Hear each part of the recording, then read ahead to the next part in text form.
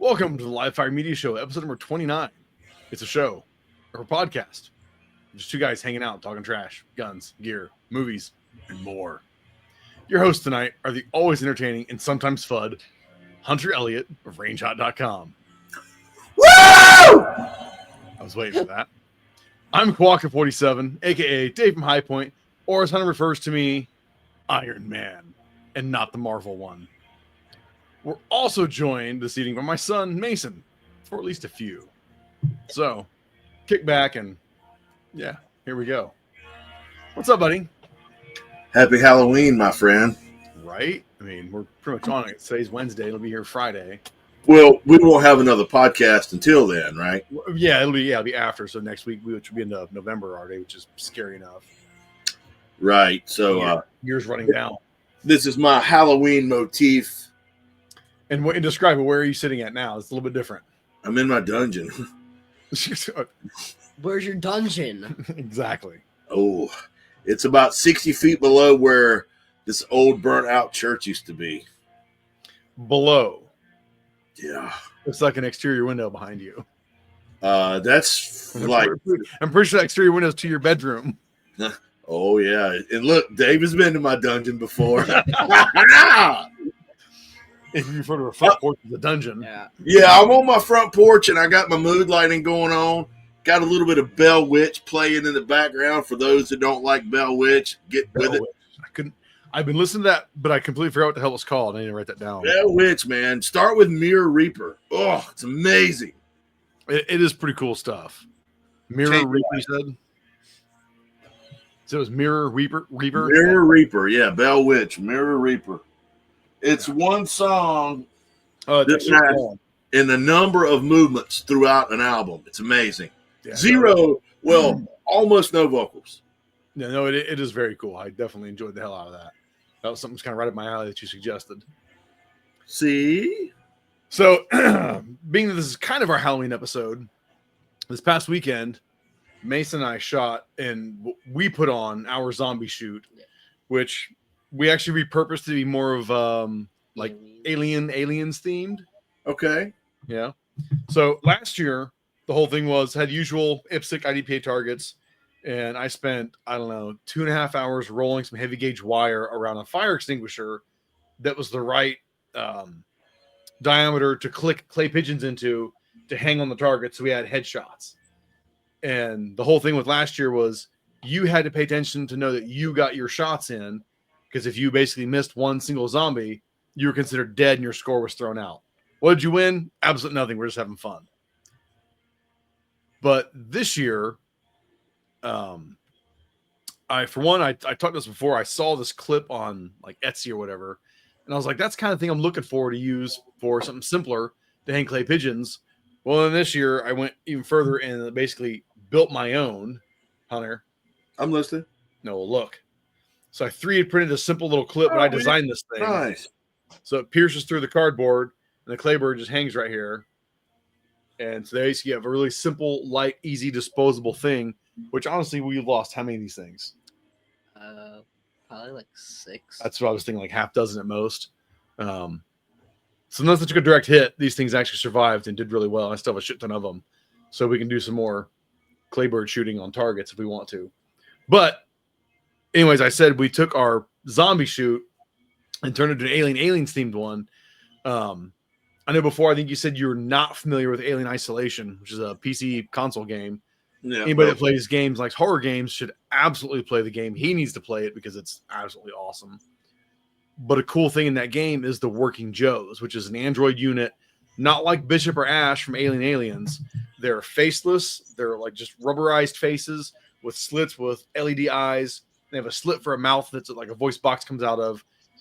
And those kind of were like, you know what? We can make those our zombies, put a claybird in the head, so you hit them, take them out.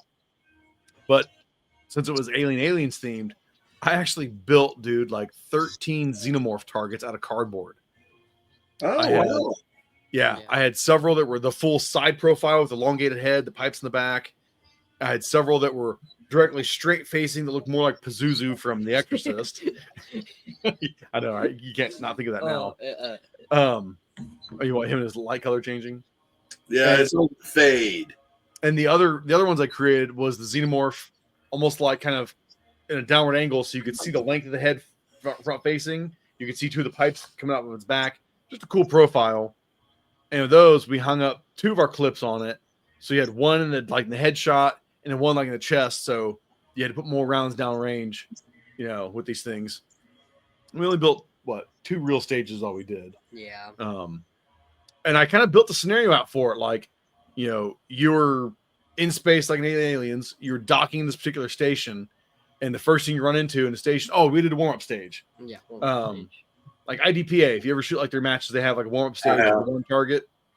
So we did that, but made a Mozambique. So he was draw to the chest, but then you had a Claybird in the head. So the idea was it was your first time running into the Working Joe, and you had to be offensive with it. So you draw your pistol, put 2 in his chest, doesn't stop him, go up 1 to the head to kill it, just to get everybody warmed up. And other than me, Aaron is probably the next most experienced shooter out there. You probably being third, and Mike and Aiden were pretty lower on the list of shooting an action scenario like that. But everybody did pretty good with it. Yeah. But our first stage was kind of built off like you're getting off your ship into the hangar and you're looking for supplies, and you've got a corridor with access ways to the left and the right where they had Working Joes. And at the very end, there was 4 of them? 3 or 4 Working Joes at various distance. But the cool thing was this corridor was about 25 yards long, and you could see 2 of them right off the bat.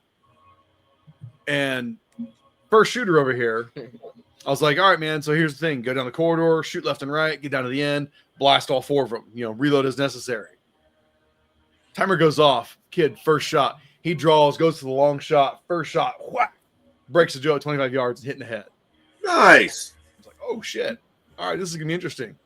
Then he starts slinging lead the second one. It's not working out so well, so he decides to just, dive into the rest of it? Yeah. So in the second stage, I had a good bit of movement built through it, and I had a full forge bag just full of shotgun shells. I literally just said it's the MacGuffin. You got to carry the MacGuffin with you everywhere you go. What's the purpose of it? I don't know. You're trying to escape the station with some of the shit you need, so you just got to carry the bag.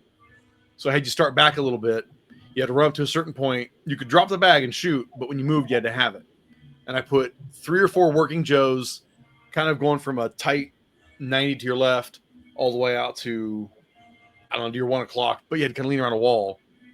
After that, you could holster it up, grab your rifle, and Xenos were in that same position. You could shoot Xenos, and then you had to grab the bag and move with the bag and run around the corridors. The rest of it was Xenomorphs that you had to blast through. And, dude, you would shoot these things anywhere from a meter or a yard to, I think, the furthest shots once you ran through was probably 20. Yeah. 20, maybe a few less. Yeah, so 20 yards-ish was like the longest shit. But for non-experienced shooters, 20 yards at, a clay pigeon size. That's rough. That's kind of rough. I mean, you did all right. I mean, he had good mag changes. Like, he looked professional. Like, he knew what he was doing. He moved really well. I got some good stills of his finger. Nice and straight on the trigger. What'd you run? What were your guns you ran? What was your handgun? I ran an XDM 9mm. And then I ran a... That's your granddaddy's gun, right? Yeah.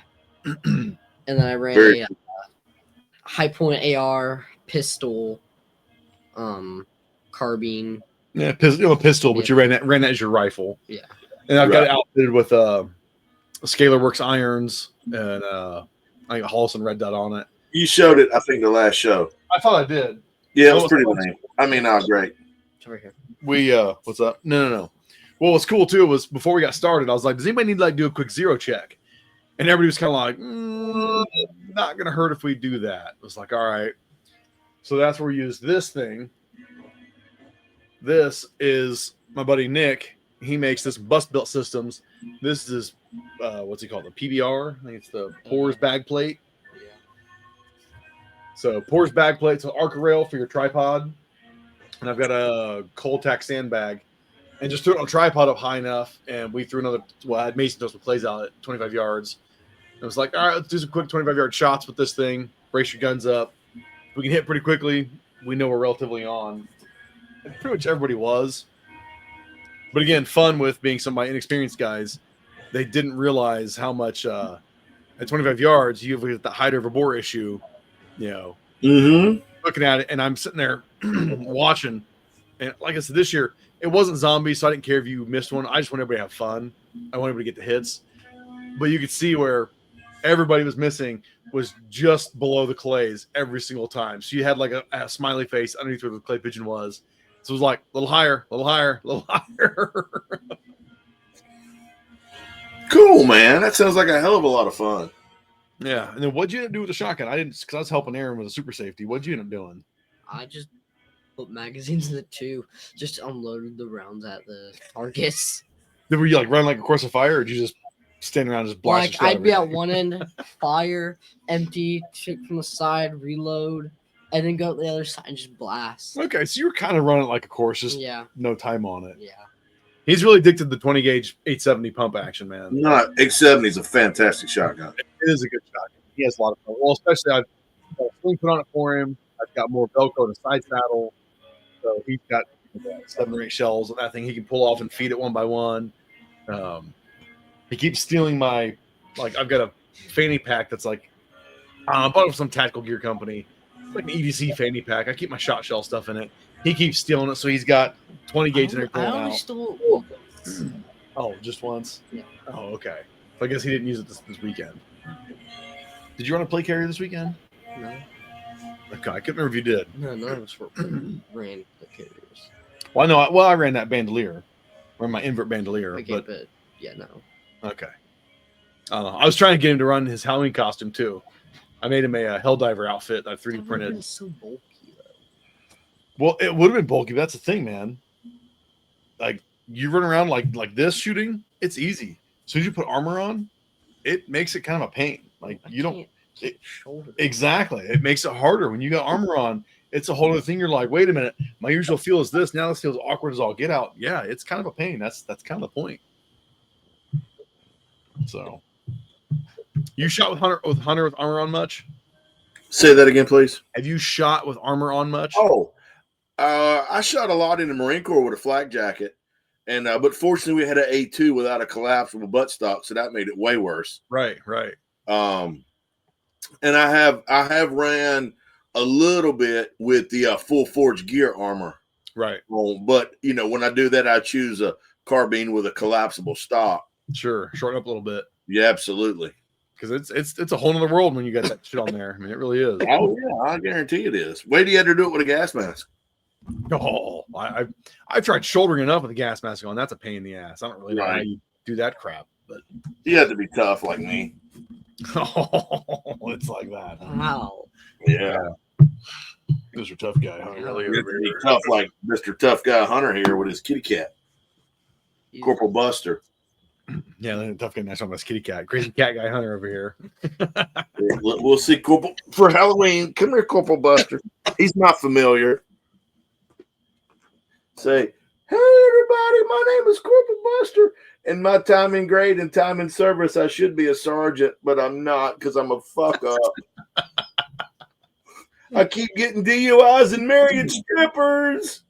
Like that's Corporal. Oh my goodness. Off you go. Well, I guess then a question I'll throw at you, Hunter, is what would you take for a shoot like that? A zombie shoot? Your guns that you have, not theoretical shit you have. Yeah. I ran my 416 and my Springfield Prodigy. Those were my go-tos. Am I doing it for my own training or am I trying to be competitive? I don't know. How do you want to do it, man? I honestly, you're gonna roll your eyes and you're probably gonna give me the old FUD. But okay. How about this? I want it both ways then from you. I want what you do for fun and what you do for training. Be competitive. If I wanted to be competitive, which I would probably. I got a CZP-01 tactical. That'd be solid. That it got a threaded barrel and is full of Cajun Gunworks parts. Yep, that's good stuff. Now that pistol is. It's oh my god! When I run it, I feel like I'm cheating. Truthfully, which you would think I would do better. Nevertheless, that, and then for a carbine, I would run a little 7.5-inch Barnes Precision machine. I kind of had a feeling you were going to say that. And then for a shotgun to be competitive, I would probably run either an 1100 and 20 gauge or a 1300 speed pump Winchester in 12.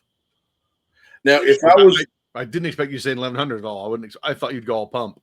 Well, that 1100, man, 20 gauge 1100 is, I mean, it's such a flat shooter. No, I get that. That it would be, I think, competitive. Now, if I was just having fun, if you call me up and you're like, we're going to shoot this match, and all we're doing is we're having fun. Yeah.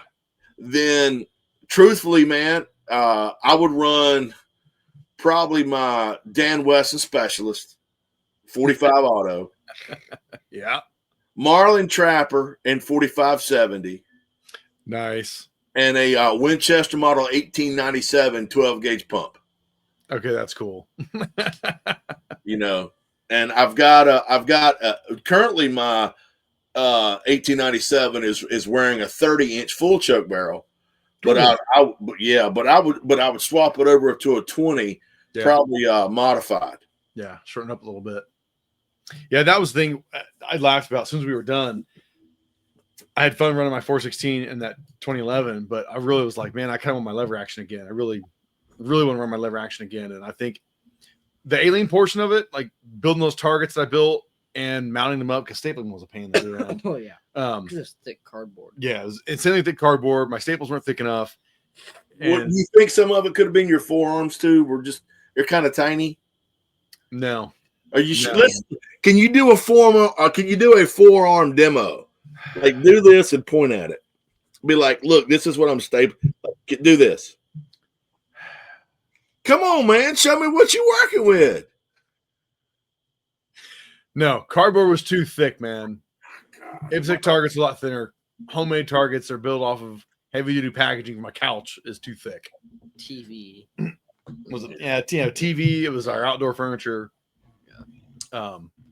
But anyway, point being is, I would definitely next year I do this illustrate be a zombie shoot with clay pigeons, because I know my hooks work absolutely awesome, and I have IPSC targets, and they go through those really well. And they mount up really easy. The xenomorph thing, it was a cool idea, but I won't do it again. It was too much damn work. Practically, it was tough. Just the setup wise, it was more pain in the ass, because like the one set of targets I had, one, it was 3 different pieces. So I had to mount a base piece and staple a head to that and make sure the head stayed. So I could then push the clay birds on it. Then I had the back piece to stick onto it just for visual aesthetics. Well, stapling also didn't help because like the sticks were really beat up too. Yeah, they were kind of shot to shit. Yeah, the club needs to get new sticks. But have you ever used the pinch paper clips? I have, and actually I've been thinking I need to get like an Amazon and just buy a crap ton of those things, because that would like an 1.5 inch that'll open up. Because like where I shoot at, we've got a bunch of broken sticks. Yeah. And so we'll take the cardboard and targets and just paper clip them all together with those big pinch. They're black and silver. You just kind of pinch them over there. No, I was thinking about that, but honestly, it's kind of one of those, the thought hit me and it was too late to get them ordered and get them here in time. So it was back to just the old school stapler. You but probably could have had staples. I mean, we could have in the time in the morning, but yeah, it was whatever. Just deal with it, work through it, Yeah, man. But I definitely want to do it with lever action again. I think you kind of want to run the lever action again, don't you? Yeah. Because what happened to your lever action? What do you have? What is it? So for my birthday this year. Hold on. What is your lever action? It's a Henry 22. Golden Boy. Is it the Golden Boy with the brass receiver? No. Oh. No. Black receiver, octagon barrel. So what you're telling me is you weren't a good boy. You were just a mediocre boy. So Santa Claus brought you the cut rate Henry, huh? I see. You didn't get a golden boy. Whatever. Did you not get a golden boy because you weren't a golden boy? Mm-hmm. His grandfather, my father-in-law, has bought all of his grandkids the same 22 lever action rifle. Well, and they all have their names carved into the stocks. Yeah, me and me and my older 2 cousins. The younger ones haven't gotten theirs yet, but Yeah, they'll give him a couple years. But so he wants to run his lever action now because now what's happened with your lever gun? I got a Picatinny rail for my birthday, and then my dad also had an extra dot from Gideon. Yeah, Had a Gideon rock. It's like one of their RMR style. You can grab it if you can get it. I don't know that I'm familiar with them. Gideon? Yeah. They're another really solid budget optic option, kind of like a Swamp Fox and Primary Arms. I've got a handful of their optics, and that's even I have, I think, on my 2011 here. It's RMR or I'm sorry, not RMR. It's the big ass Wyndham Trijicon, the SRO. This is more about than I do. Do what's that? You know more about that than I do. Yeah, I know. Red dots are not your forte on. Well, red dots on rifles, I think, are fine. Red dots on pistols, stream. Gay. Well, for you, it's called FUD, full FUD. Can you tell me what that's a reference to? Gay. My first thought is the one if you get Asian dude from Hangover, but the clip itself isn't in the classroom. Yes. Do you know where it's from? I can't think of it. Was it a movie or was it a show when he does that? It was a TV show. It was a show. Was it his show? No. Okay, then no, I don't know the show. I just know the reference. It's Community. I've never seen that. Dude, it's funny. Yeah. It is absolutely worth watching. There you go, Hunter. Wow, that's a very complicated lever gun. Could you hang some more shit on it? Probably. Well, yeah. Well, you got a light. What's wrong with that, Hunter? Nothing. I just asking a question. You're the one who got your ass on sucking buttermilk. Now he does have a laser on it. Of course. Do you have an IR laser where you can, like? No IR, just regular, just visible. So, like, if you got to lasso a target for the incoming chopper to watch through his IR goggles, you can't do that. I mean, he can do it with the visible. Yeah, but then the enemy, you need an IR laser so you can lasso the target. So I mean, let's be honest, man. If the air isn't that thick, you ain't gonna see the laser lassoing up in the air. I'm just being a dick. I know. But the funny thing is, this kid, the laser on here, that's because this kid at the time was a little into Call of Duty bit there, and he liked the idea of being able to hip shoot with this thing. And so, did you say duty? Call of Duty. Oh, I just heard duty. What a child. Yeah. I'm going to talk about the duty I had about an hour ago if you want me to.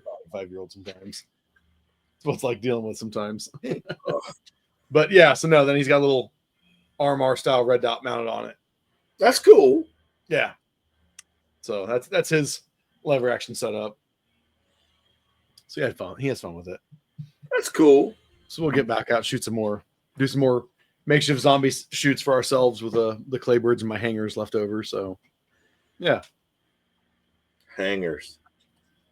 That's what we call older, large-breasted women. Oh my God. Hangers. Sorry. Yeah, he's always being a child. So yeah, so that was our weekend. Well, that and his birthday was Sunday, so he turned 13. 13. He's a teenager. He's a teenager now. Officially. Now is the time to start rebelling. Oh, he's already started that shit. Perfect. Put him in a headlock and beat the crap out of him. The best way to rebel is start listening to Slayer really loud. He barely even likes music. Ooh. Maybe you just have to introduce him to the right bands. I mean, I will say my proudest moment was the other year walking into Kings Island. It's a theme park around here, kind of like Carowinds, which is in North Carolina. I don't know if you're familiar with that either. I don't fuck with that. You know what Six Flags is? I know what it is. Okay. Kings Island is like that. But we had listened to Lithium on XM. I think pretty much the last song we heard was 9 Inch Nails, Head Like a Hole. And as we're walking in the parking lot, he's literally singing it. I was like, are you singing Head Like a Hole? And he was like, maybe. And I was like, yes. Awesome. You're going to like early 70s Motorhead. I don't like Motorhead. You do not like Motorhead? Not really.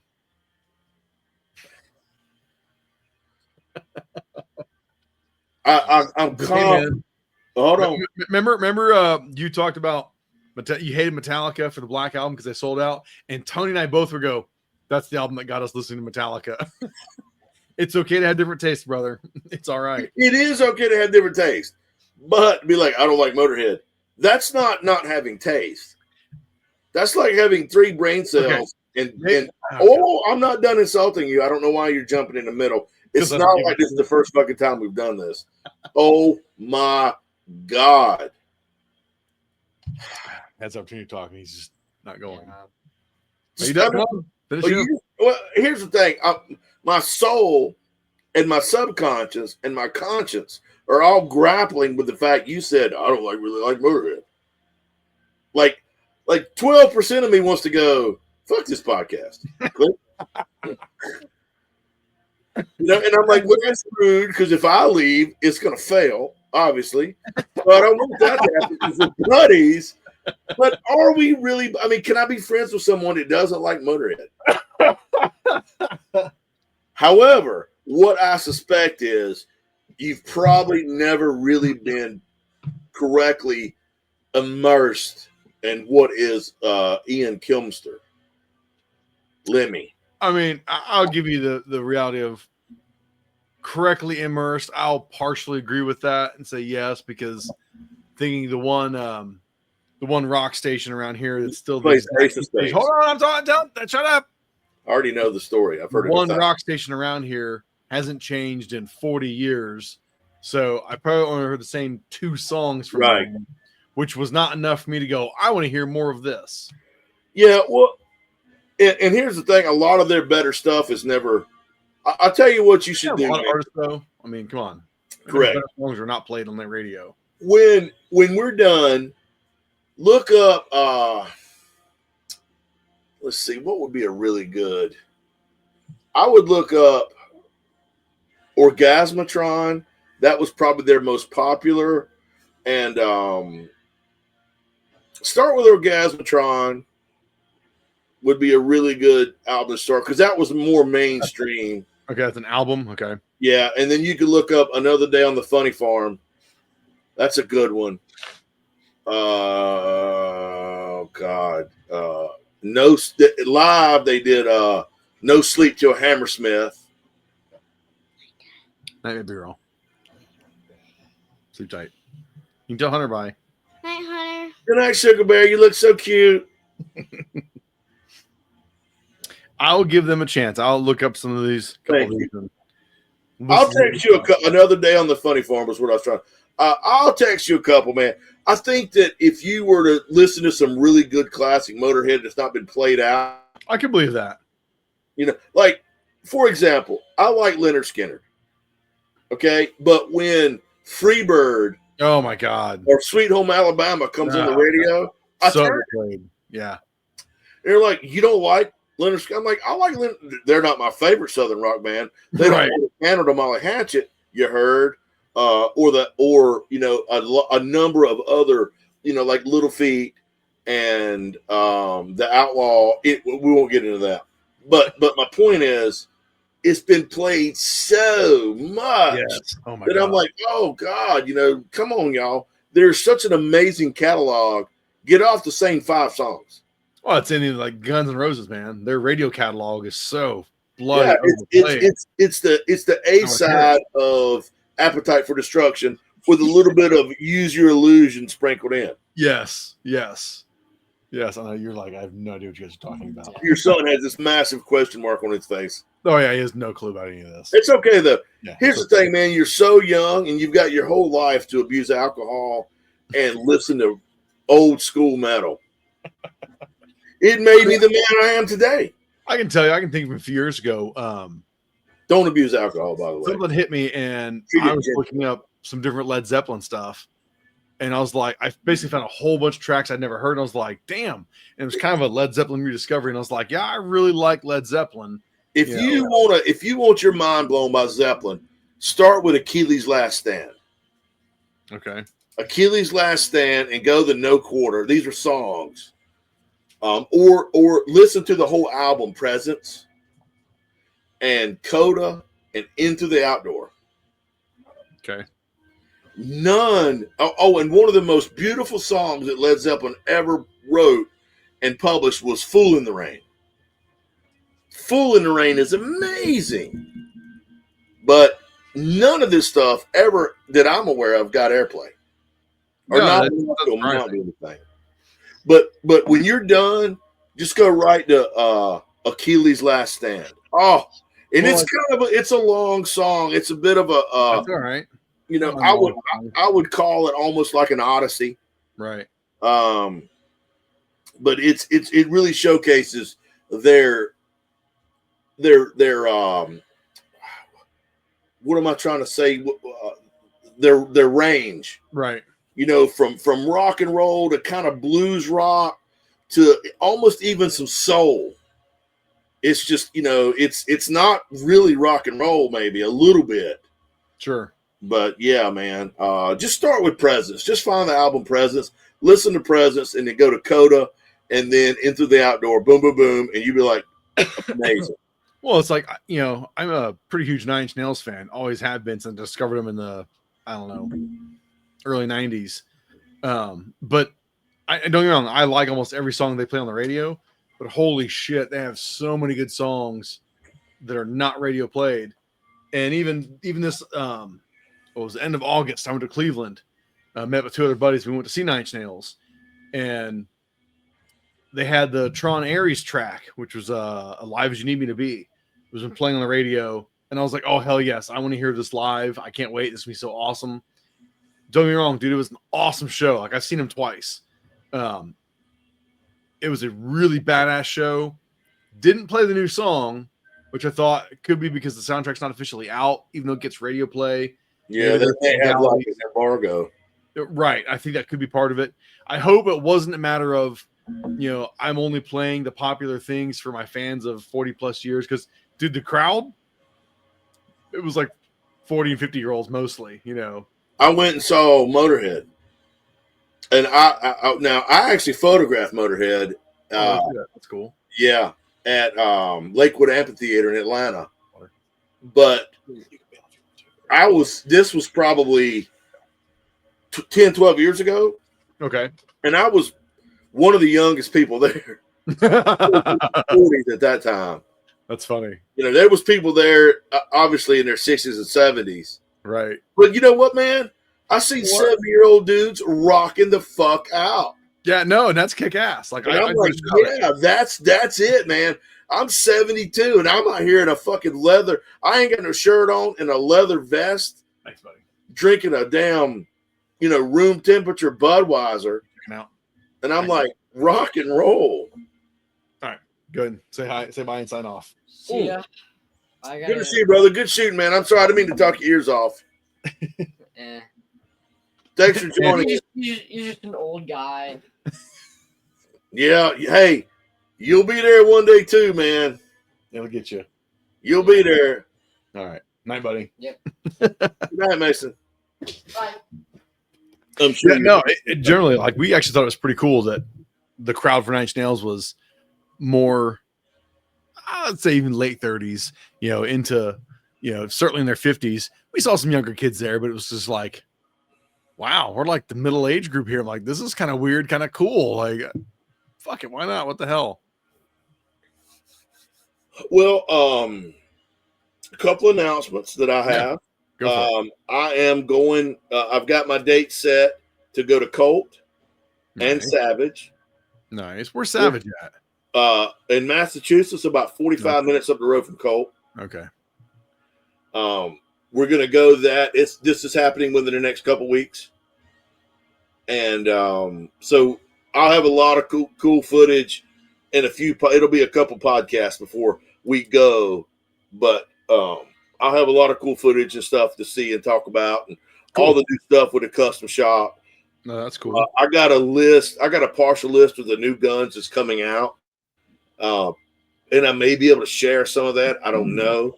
I don't know anything about them yet. Right. Yeah, you'll figure out the shit when you get there. But that and so and I published my Colt Anaconda review. I started watching that this evening and got sidetracked and didn't get to finish it. It was quite humorous. Yeah, I like that you were sitting on your patio too. Say that again. I like that you were sitting out there in your dungeon. Yeah, trying to mix it up a little bit, and it was actually raining.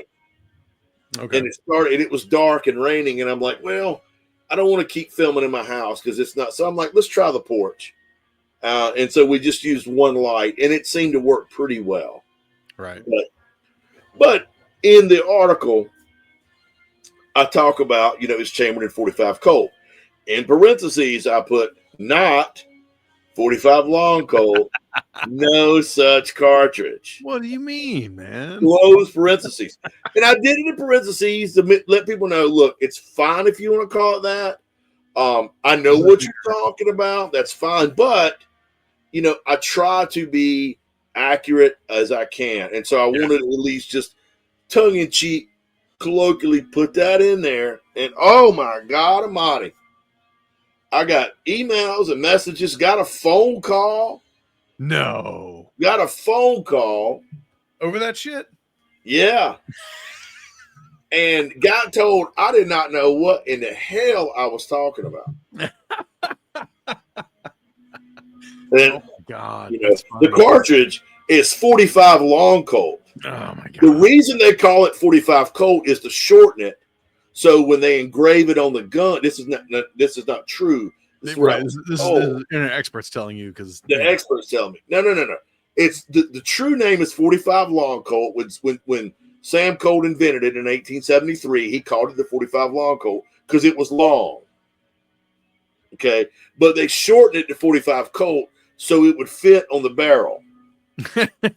Right. So hold on. Let me take some more lighting on there. Yeah. So now I realize that we don't have a tremendous amount of real estate on this barrel. What's the barrel length on that thing? This is 8. Is 8-inch, okay. But they did single action armies in 7.5 inches. Oh yeah. So if you can't figure out how to put 4 more letters to properly 45 long Colt. So I said, look, man, I was like, I'm not gonna, you can call it whatever you want. I'm okay with that. I have no interest in arguing with you. But just for factual information, let's talk about it real quick like a rabbit. The 45 Colt came out in 1873, and it was initially a black powder cartridge. Right. And it was adopted by the U.S. Army. When the U.S. Army was carrying the Colt single action, or the Peacemaker, it was chambered in 45 Colt. A lot of the cavalrymen and a lot of the armies were carrying the Smith & Wesson Schofield top break. Yep. That was also chambered in a 45 caliber cartridge. However, wasn't it? Wasn't it actually 45 Schofield? Yes. Okay. But the 45 caliber cartridge that fit in the Smith & Wesson Schofield was shorter than the 45 caliber cartridge that fit in the single action. Right. So a lot of the people in the Army would call it the long Colt solely for logistical purposes. Right. Give me the long Colt ammo, and then you need the Colt. Yeah. Right. So if you're running a single action, give me the long Colt. Why they didn't call it the long 45, I don't know. But so it was a name assigned to them by logistic officers in the 1870s. But and I was like, well, I don't, I was told, no, I don't think. I was like, well, if you don't believe me, which is fine, there's one way to settle the argument. Oh, well, I've seen ammo boxes that says 45 long Colt on it. Fine. But them dumb shits will print anything on a cardboard flap that they want to. Yes. Yeah. I said, if you want to just know for confident, jump over to Sammy and search 45 long Colt. Oh, well, I'll do that right now. And I hear clickety, clickety, clickety. And what comes up? And I'm like, what do you got? No results. I'm like, just humor me. Search 45 Colt. Oh. Well, it's the same thing you run to with the 45 auto versus ACP. People call it 45 ACP. It's like it's 45 auto. The ACP AC like automatic Colt pistol. It's like 45 here's auto how is the I caliber. explain it to people.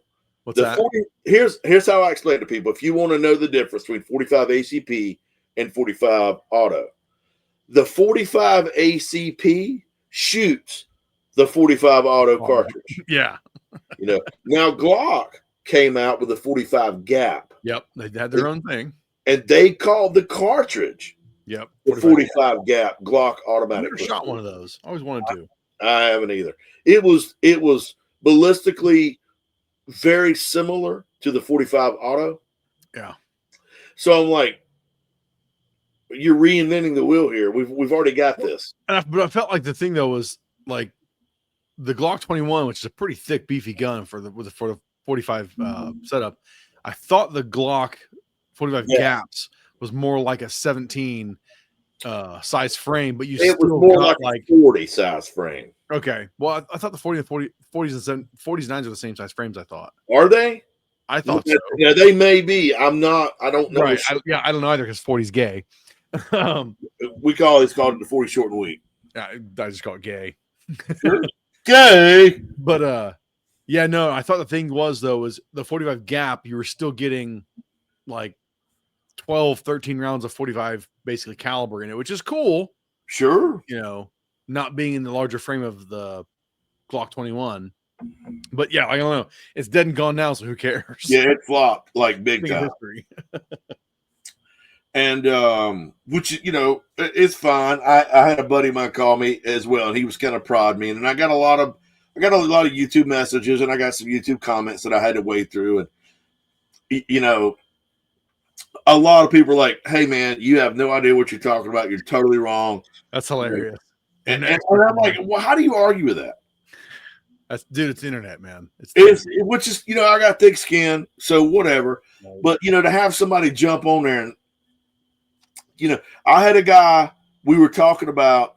We were talking about how everybody online says when they carry 1911, a lot of the fucking FUDs too.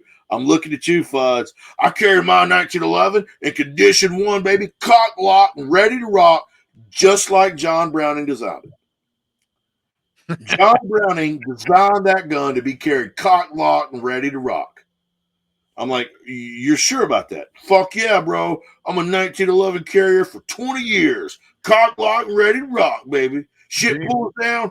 All I got to do is sweep that thumb safety off and put hate down range. 230 grains of hate at 850 feet a second. Didn't he design it kind of like his single action army be carried like this and drawn and then cocked? So when John Browning submitted the 1910 to Army trials, even though they say it was designed to be carried, and I love saying it, cock locked and ready to rock, baby. Putting 230 grains of hate down range at 800 feet a second, baby. It didn't have no thumb safety on it. The 1910 that was submitted for trials did not have a thumb safety on it.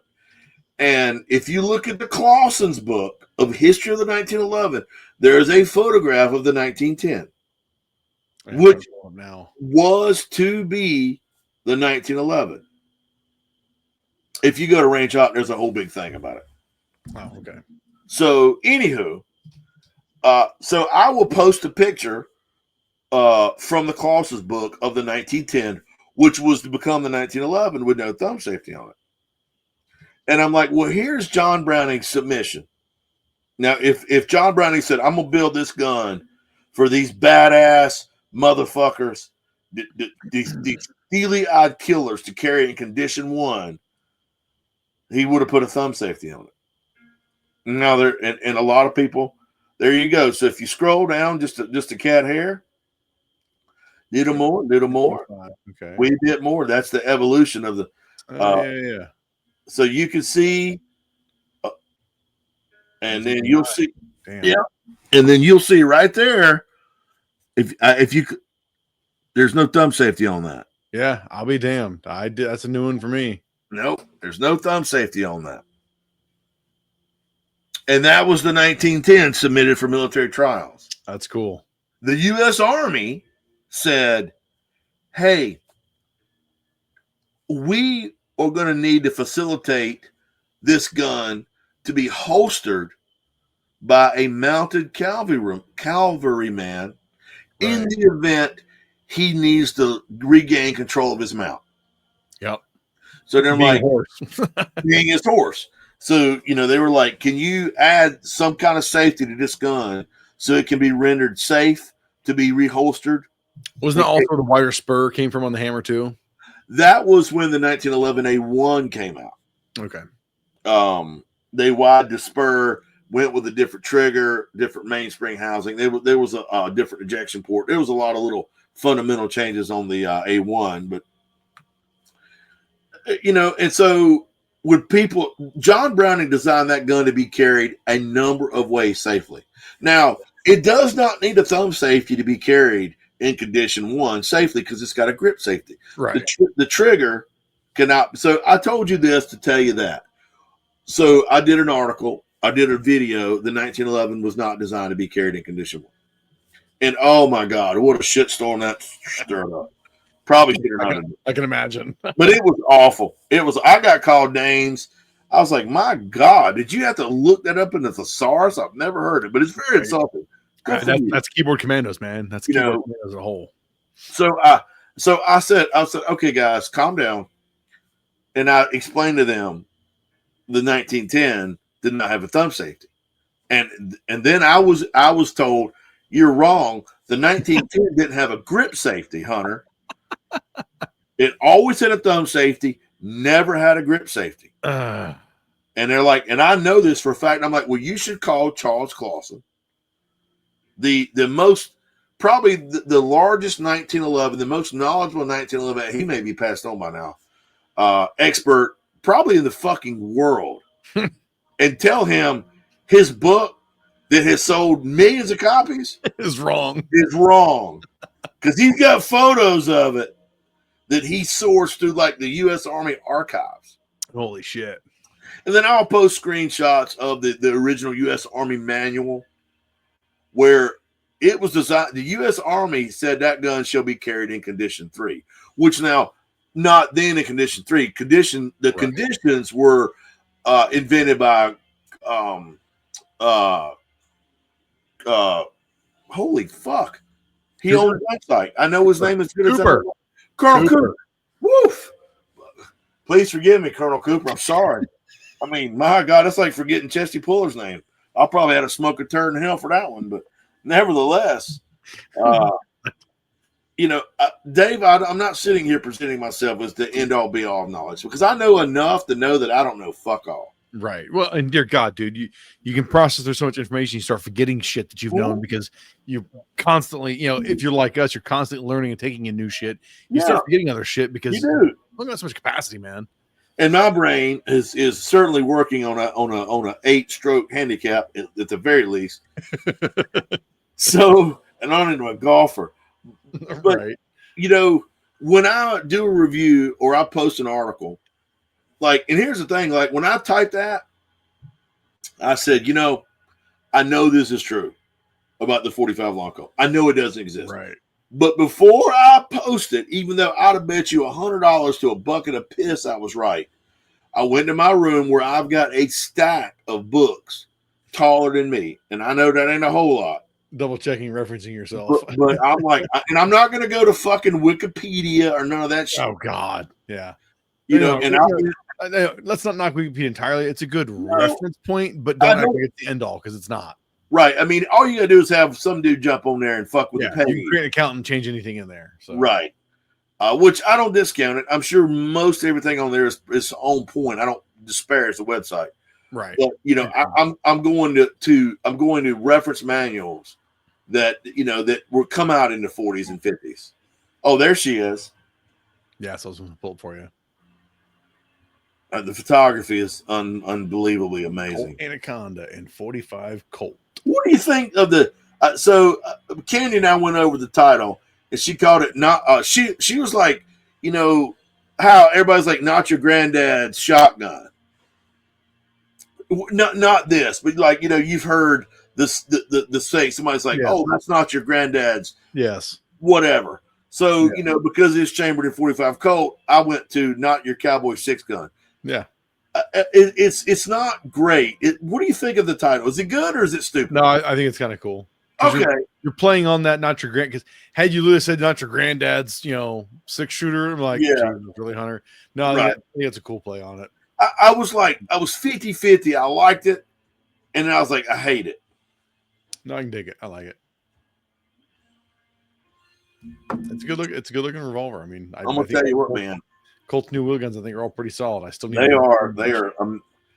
It's hard to photograph. It's like trying to take a picture of a mirror. Oh yeah, I mean, just reflecting off everything. Yeah.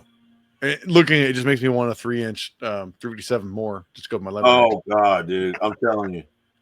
And I probably got a little carried away. Double tap, really. I'm sure you did. Well, I mean, I got carried away with the barrel length. When Colt reached out to me and Sarah was like, which one do you want? 8-inch. I was like, what do you got? She said, we're going to do a 4 1/4, 6 and an 8. And I'm like, well, I've done the 4 1/4 Anaconda and Kodiak. Right. And so I've done the 6-inch. Then why do you think the 8's going overboard? I mean, if you already done the other two, why the hell not? Yeah. But I'm gonna be honest with you, I like the 8 because it's obnoxious. No, it's cool. And that brings me to another point. And if you got something to go over, No, you're fine. I'll cut and segue into it. Just keep going. You're fine. All right. I'll keep this brief.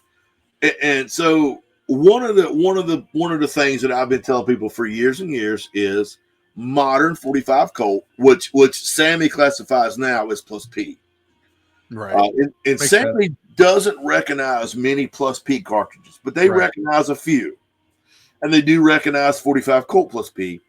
45 Colt plus P is very similar to 44 Magnum Energies. I had a feeling you were going to say that. And it's true. And it's not me. I mean, it makes sense. I mean, it's just as long of a cartridge and it just pushing a slightly bigger bullet. I mean, right.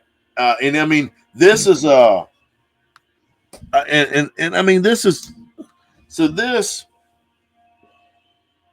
I don't know. Double tap. This is here. I'm gonna go back to. Hold on. I'll go back to your. Okay. Yeah. You can see it there. That's the same round. So that's a 300. That's a 335 grain bullet, and it's chronographed at 1,250 feet a second out of an 8-inch barrel, or excuse me, out of a 7.5-inch barrel, and they do a 360 grain, which is 1,200 feet a second out of a 7.5-inch barrel. Now you compare those energies to heavy 44 Magnum like 240 grain or 300 grain, right? They are comparable. The advantage the 45 Colt has is it can do that with less pressure because it is a bigger case and it's a bigger bullet. You've got a 44 Magnum is 429 and the 45 Colt is 451. No, I mean, in general, my mind kind of runs to with, so much like caliber reinventation. I feel like that a lot of times you can get equal power in modern stuff because powders are different. Powders are hotter and newer. I mean, this would chamber in a single action army, but you would never want to shoot plus B Colt out of any single or any clone. Right. Because you don't, that Anaconda is built off a 44 Magnum frame. Right. So, logic says if the case is the same size or bigger and the gun will take the pressure, how can it not? I've got the room to put the fucking powder in and I've got the steel to hold it in place. Right. Ray Charles can see that. But people aren't, they're like, hell no, that 44 Magnum is, I'm like, and at some point you're just like, I'm tired of arguing, man. Well, and it's like some other arguments. They never seem to die. Like, you get to the guys that the holding on to Vietnam era thoughts on the M16 versus an AK. And it's just like, oh my God, dude, let it fucking go. A few months back when I was on with the Let's Go Hunt podcast guys, one of the scenarios they asked me was, bear hunting, what pistol would you take and of what you have? Or no, I think it was just a matter of what would I take? And I was like, I'd probably, I'm not a big revolver guy, so I'd probably just go get a 10 millimeter and carry 10 mil pistol. I was like, depending on what I'm doing, I was like, that would change if it's a 1911 or just getting like a Glock and 10 mil. And the one dude, he knew I had a HK USP and 45, and he was like, "Dude, no. Change your recoil spring out, and you can basically run the 45. I don't know if it's super or plus P plus, or the difference in that bullshit. I don't know, because he's basically saying you're not getting the same energy as like a 10 millimeter, but you're pushing 45 to another level where you're getting pretty damn close to 10 mil specs in a frame that can handle it, long as you change your recoil spring out." And I was like, I would happily do that because I like the gun. I know the gun. But here's the deal. That's fucking bullshit. Because the recoil spring, and you're probably not going to believe me, but I know this is true. The recoil spring has next to nothing to do with how bad that gun beats itself up. Okay. And I know that seems counterintuitive because you're thinking, okay, if I put a beefier spring in it, it's going to be harder to push the slide back. And yes, that is true. There is a modicum of truth in that. However, when the bullet leaves the bore, the pressure goes to nearly nothing. The slide begins to unlock as the bullet is traveling down the bore. Right. But it is still locked up. It doesn't completely unlock until the bullet leaves the bore. And then it's unlocked. Right. And then you've got my math is wrong, but it's like don't worry about it. The energy left in that slide is negligible as compared to what that energy was in the slide when it was locked up. As a matter of fact, John Travis has got a Caspian frame 1911 Commander. Caspian now is cast.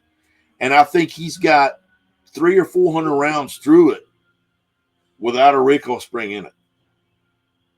Like, really? And I got video of him running a mag through it with no recoil spring.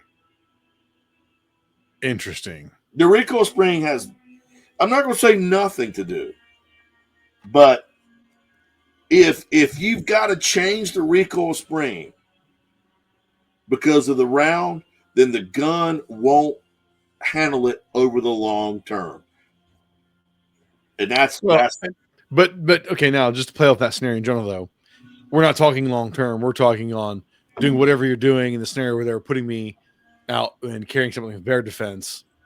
It's not long term, so it's not gonna do shit. The gun's built like a tank. You ain't gonna hurt it. What are we talking about? A Glock? No, USP. It is built like a tank. I will give you that. Now, USP. In that scenario, you're not gonna hurt. It's not gonna do shit. Man, here's the first thing that's gonna start happening. Your the hole that your slide stop goes through is going to begin to elongate. And also, I can see that. Here's what everybody don't think of. Springs work both ways. Right. So if you've got a 30-pound recoil spring coming back, you get a 30-pound recoil spring going forward. Right. And so it's going to batter itself going. Now, all the people that listen to this, they've tuned me out because they know that I'm fucking wrong. And that's fine. I'm not. But again, that's where I focus it back to in the idea of their theory of I'm going out somewhere carrying a pistol for bear defense, putting in 45 plus P plus or super 45, whatever the fuck you want to call it. I don't know. Carrying it for that possible scenario of where, okay, so finally I draw it, and I would say in the scenario probably empty the whole damn magazine. In the long term, though, after that, I put my regular spring back in and running regular 45 auto.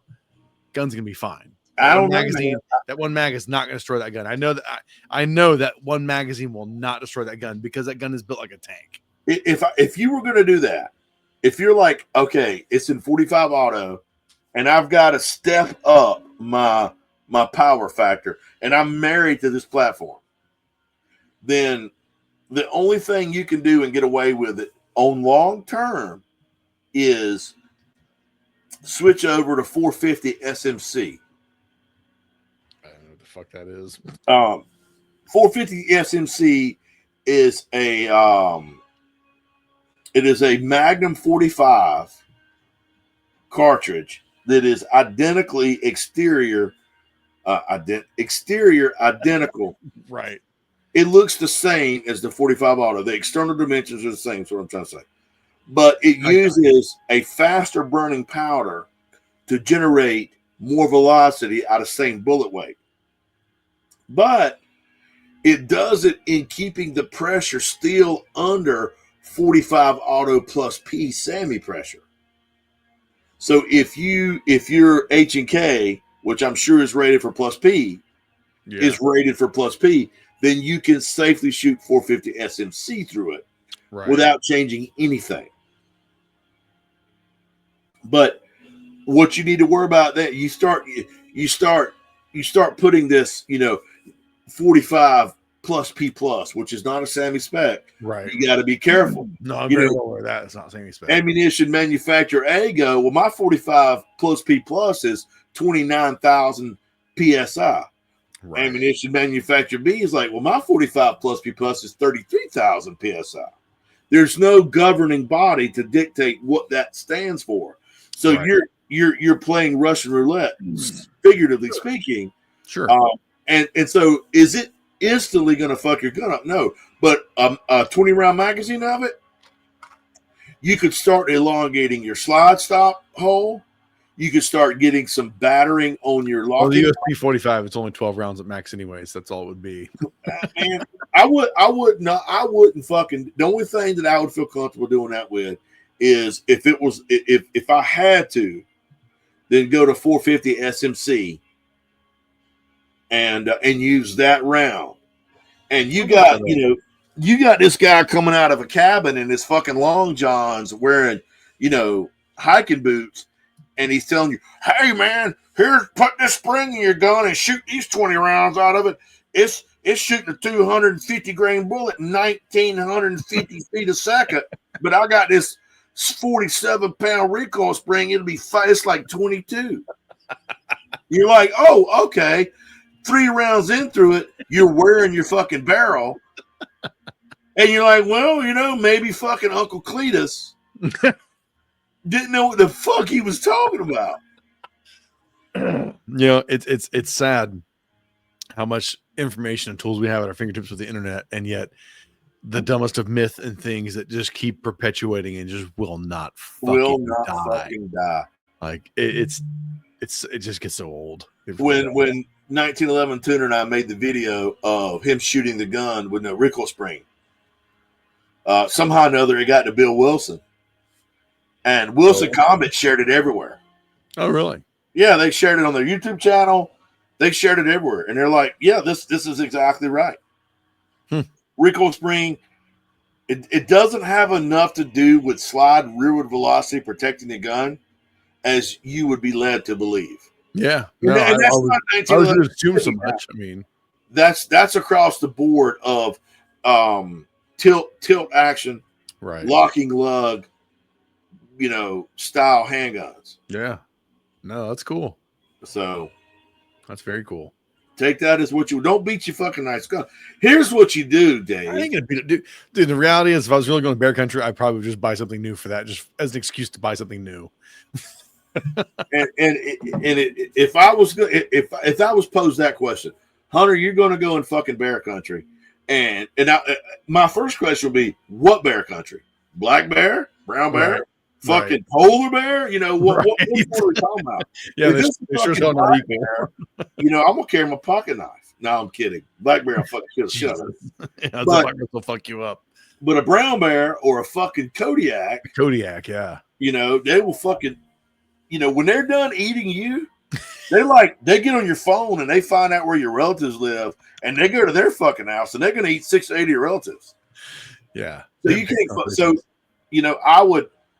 I'm going to tell you this, and my bias is going to show, and my thumb's going to hang out, and I'm okay with that. I would run a Colt Kodiak with a 4 1/4 inch barrel in 44 Magnum.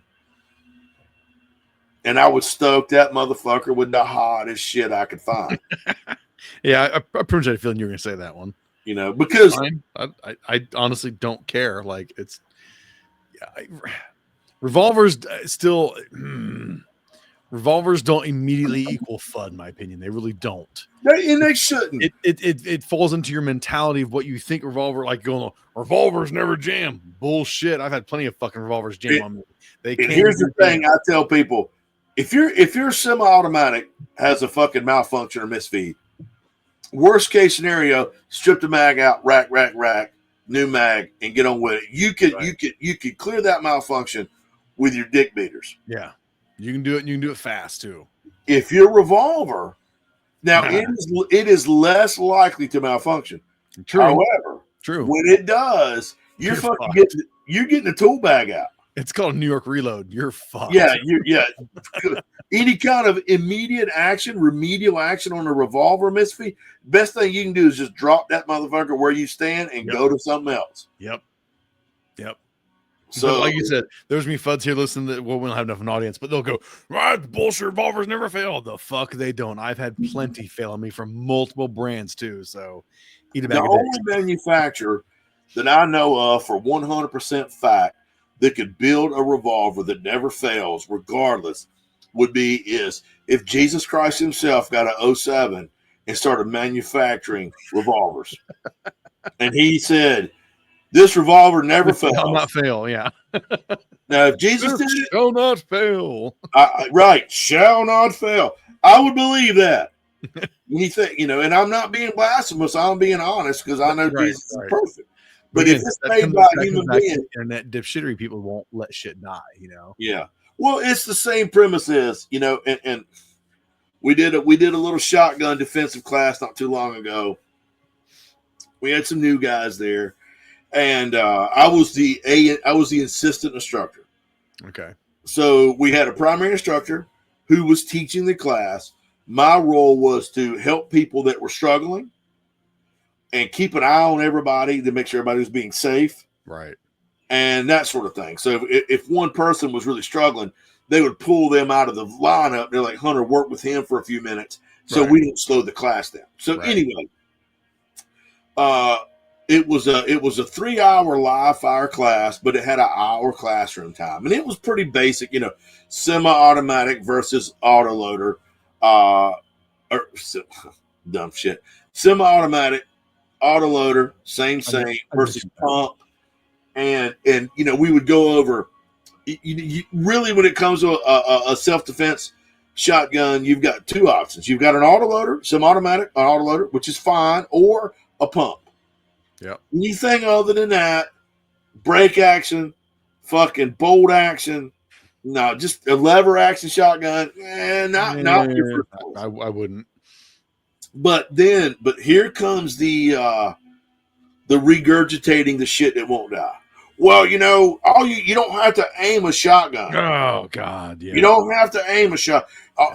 Somebody breaks in my house, I'm gonna stand at the door and I'm gonna go. And I'm gonna let them know I got my pump action, and they're gonna hear that thing go, and they're gonna run. Yeah, and then they hear that person that pumps that shotgun hears 4 more guns cocking. Oh shit! Yeah, he just got outgunned, motherfucker. And I told this guy, I'm like, A, if your defensive shotgun ain't got one in the pipe, you're fucking up. Yeah. B, if it does, and you're out there racking shells out, trying to be cool. You're like, man, I'm a bad motherfucker, but I got 7 shells at my feet. Then here you are. All you got to arm with is your wit, which, in my opinion, is next to nothing. Yeah. And you would not believe, Dave, and we got people out at like 7 yards with 8 shot, and they would shoot a target, and it just made a one kind of ragged hole. They're like, what the hell?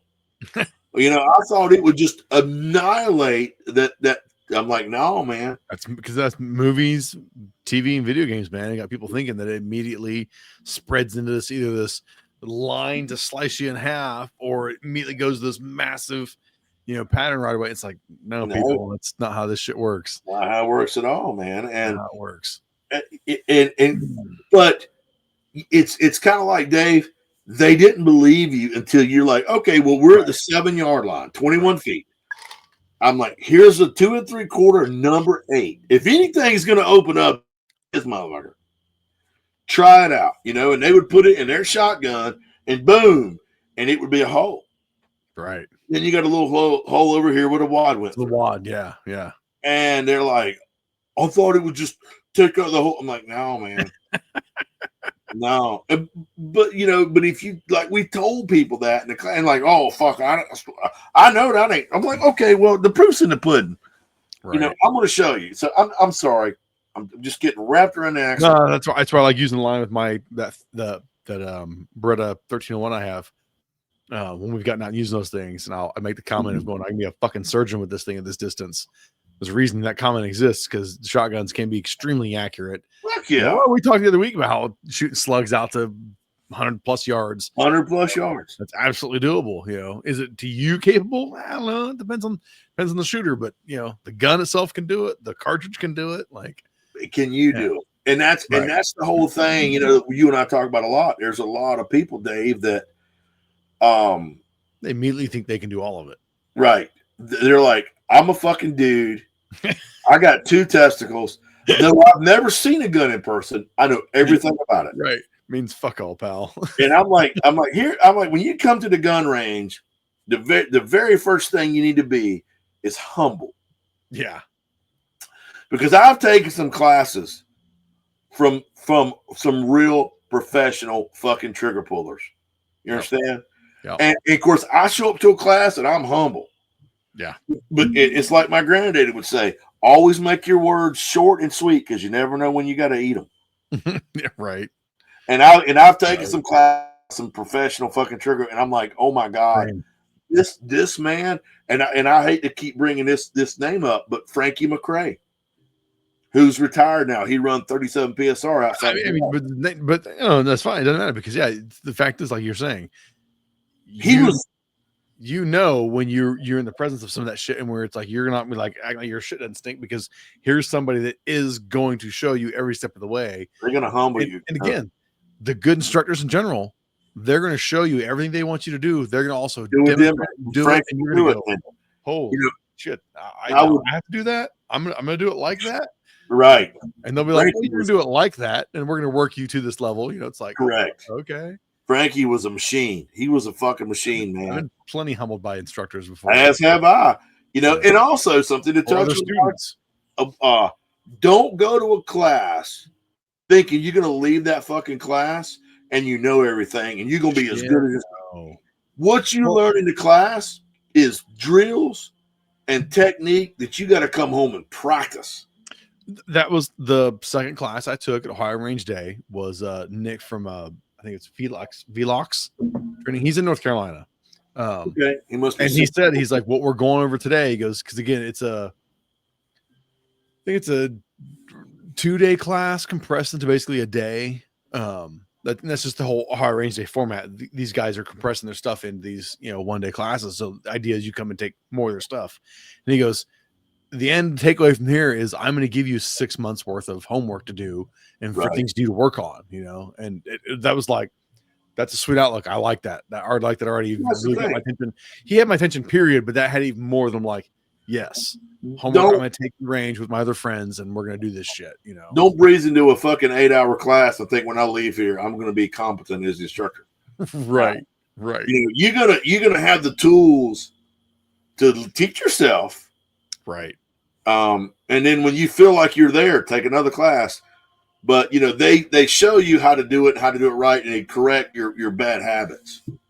Well, the other thing I'll say on training too is Rick Crawley of Achilles Heel Tactical. He talks about this in his like Carbine 1 class, which is I don't say it's all just fundamentals, but that's a basic way to put it. It's fundamentals. He goes, if you're taking lots of other classes, he goes, really and truly, you should probably go back and take like a level 1 fundamentals class once a year. You really and truly should. And it was kind of like, damn, that makes sense. Because you get so caught up on all the cool operator Instagram shit that most time means fuck all.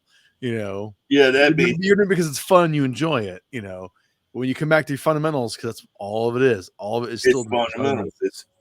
And it's how well you can apply those fundamentals under stress. Right.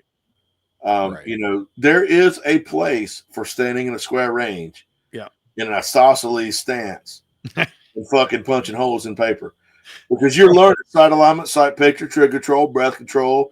You're getting your natural point of aim. You're getting all that shit dialed in. Right. And I may have said this, and if I did, I took a class at Range Just Ready. say it. Shut up. Well, you know, Just shut up. Just say it. Quit. our diehard fans that record these episodes and learn every aspect of them, they're going to go, I've heard this story. Tough shit. That's fine. Tough shit for them.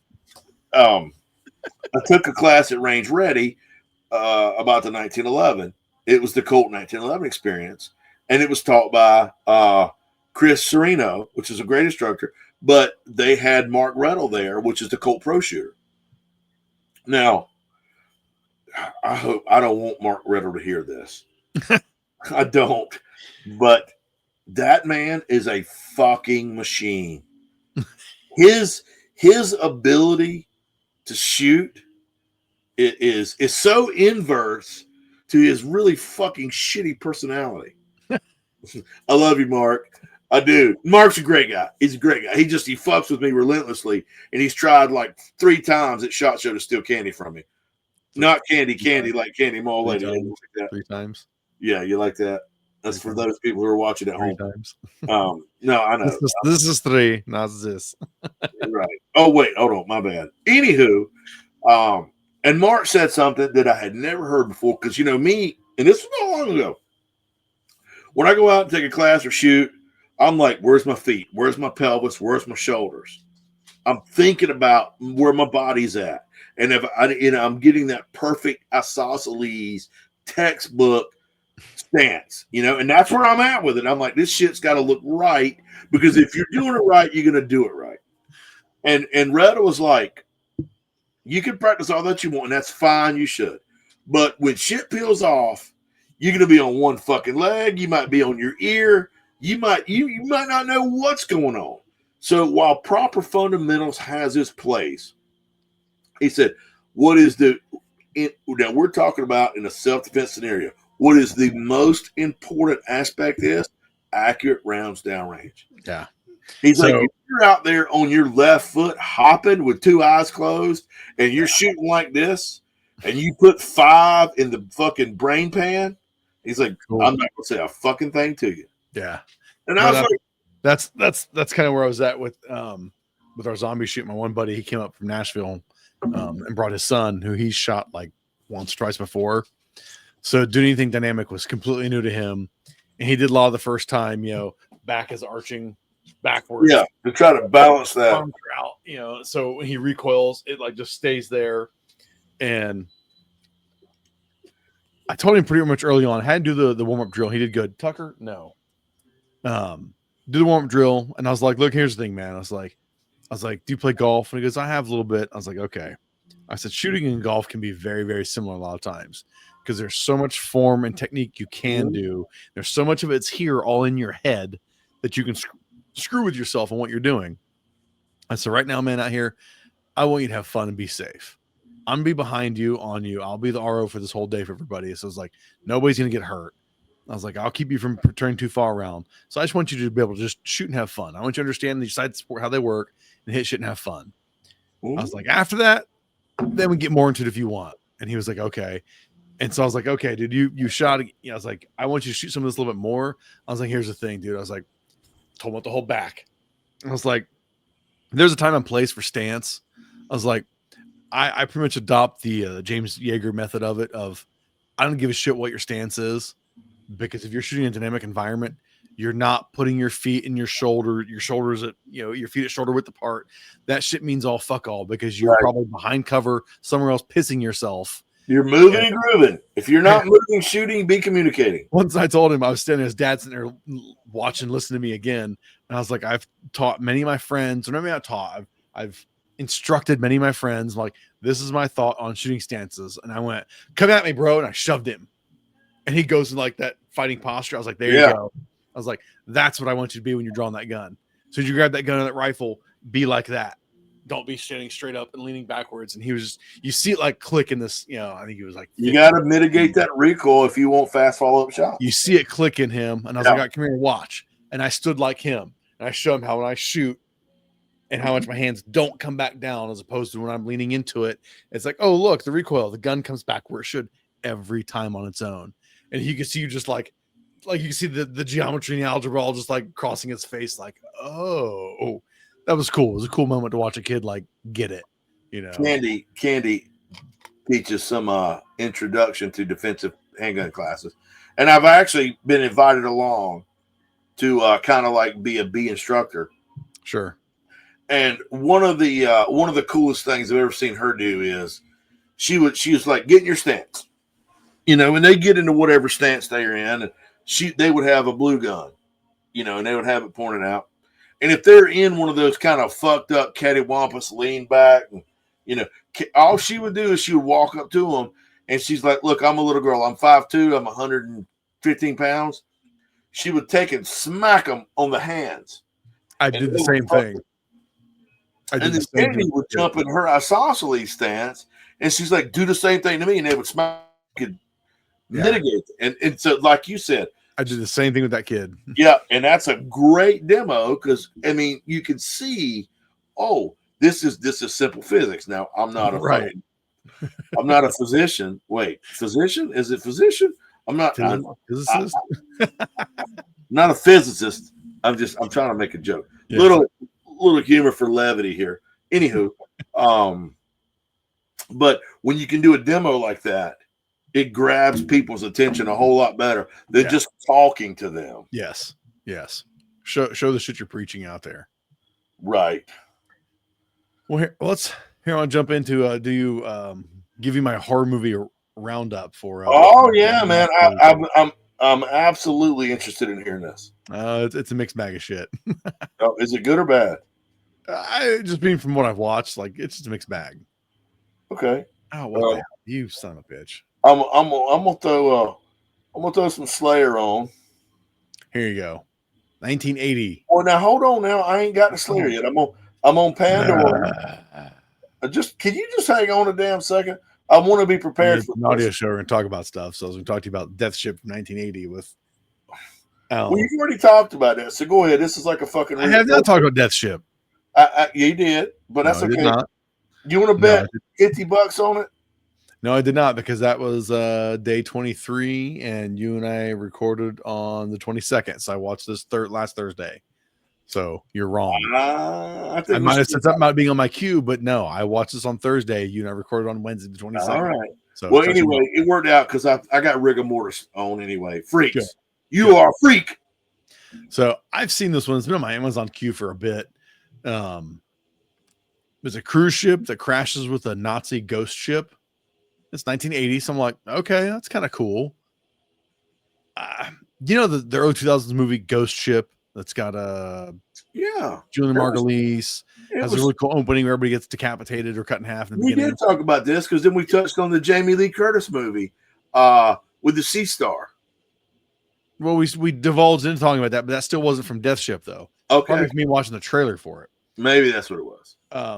But yeah, I think Ghost Ship, a lot of it did kind of stem from this movie.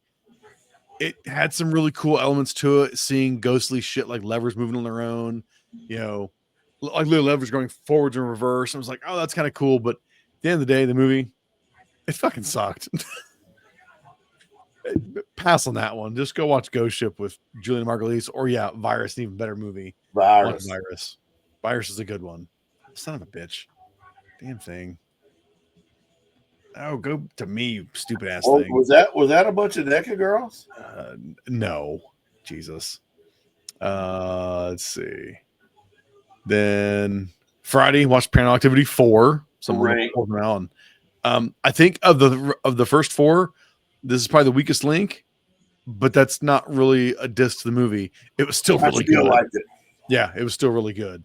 It just left me wondering more when the fact that her little brother turned out was adopted was the kid from the second one. I was like, oh, I thought it was me, the weird creepy kid that was kind of stalking him was gonna be that kid, but still, I thoroughly enjoyed it. It was good. So the wife, she enjoyed it too. Eva watched it a little bit with us, and she jumped more than a couple of times before we sent her to bed. Bless her heart. How old is she now? She's like 7. 6. She'll be 7, but she's trying to like horror movies. I'm basing on how long I've had my caddy. Right. Almost 7 years, Hunter.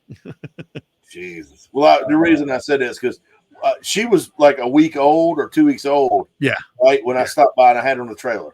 Yeah, it was literally like a week or two old because it was right after SHOT Show. She was like this big. Yes, she was. Tiny. No, she's not. Well, bless her heart. She's real cute, though. Which, by the way, not to keep interrupting you, how did your ugly fucking chud ass make a cute kid? Yeah, okay, anyways. Like, I feel like that's a question everybody wants to hear. No. I'm a damn good looking dude, so I got a damn what? Good yeah, you heard me. Okay. So here you go. Modern classic. The Return of the Living Dead. Mm. What? I love. So the first time I saw that, my father took me to see it in the movie theater. Oh shit! And it was when did it come out? Do you know? 85. So I was born in 73. So I was 12. And I saw that in a movie theater with my father. And it was awesome. Like, the funny enough, it does actually hold up really well. I mean, yes, it's very 80s punk, and there's some very 80s, punk music in it, but as a horror comedy, I mean, because the horror is fucking real. Yeah. I mean, it's almost like it and Shaun of the Dead are very similar. Like, Shaun of the Dead, I think, is hilarious. One of the best zombie films also. The comedy's real, but the horror also. It's not fucking Danny around. loves it. Like, I don't like it.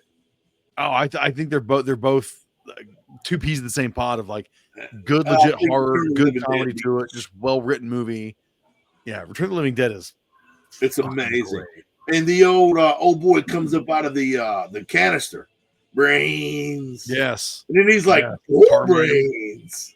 I love it, man. That was amazing. Fuel. And that redhead, she got butt naked. Good googly muggly. She did get butt naked in it. Whoa! And my father's like, "Oh, all right, well, whatever. You're like 12." Now, see, the funny thing is, so it came out in 85. I was 5, and so I'm pretty sure I would have watched it when we were able to rent it. So it's probably 86. So I was 6 watching this movie and fucking loved it. I was like, this movie's all awesome. Great and movie. For those that truly don't know, this is the movie and the reason why you hear people refer to zombies saying brains. Right. Wasn't from George Romero, wasn't from Night of the Living Dead, none of that. It came from this, from Return of the Living Dead. The Living Dead, that George A. Romero did. Night of the Living Dead, yeah. Night of the Living Dead. It never gave a reason why the zombies were there or what they were after. No, it only had a couple innuendos, and then he always had maybe an innuendo in like every movie after that, but no real. This was the one that solidified the brain-eating zombie. Right, and there's a government cover-up, and it even references Night of the Living Dead. But yeah. Return of the Living Dead's great. I actually have this on Blu-ray. I bought it a couple years ago on Blu-ray, and it's so awesome. And that zombie on the left has got really nice knockers. I knew you were going to say that. Like, I would like to see them. Okay, so let me ask you a question, Dave. You're a smart cat. What if you banged a zombie? Oh, that's called necrophilia. That's disgusting. No, is it though? Because she's technically living dead. But they're still dead. Yeah, but they're still dead. They're rotting. It's not like a vampire. They call the vampires the living dead. Vampires are alive. Zombies are undead. Zombies are dead. They're undead. Fucking Google it. Zombies are undead. Yeah. Necrophilia. Next. That's a good Slayer song, by the way. So, since Sunday was Mason's birthday, and I still had to watch a horror movie, I was like, dude, you can pick. I was like, I'll give you a couple options to pick from. And this is probably it's probably more sci-fi, World War II sci-fi than horror, but it definitely has some horror. It had some zombie-ish undead elements to it. Have you ever seen this? Never. Overlord.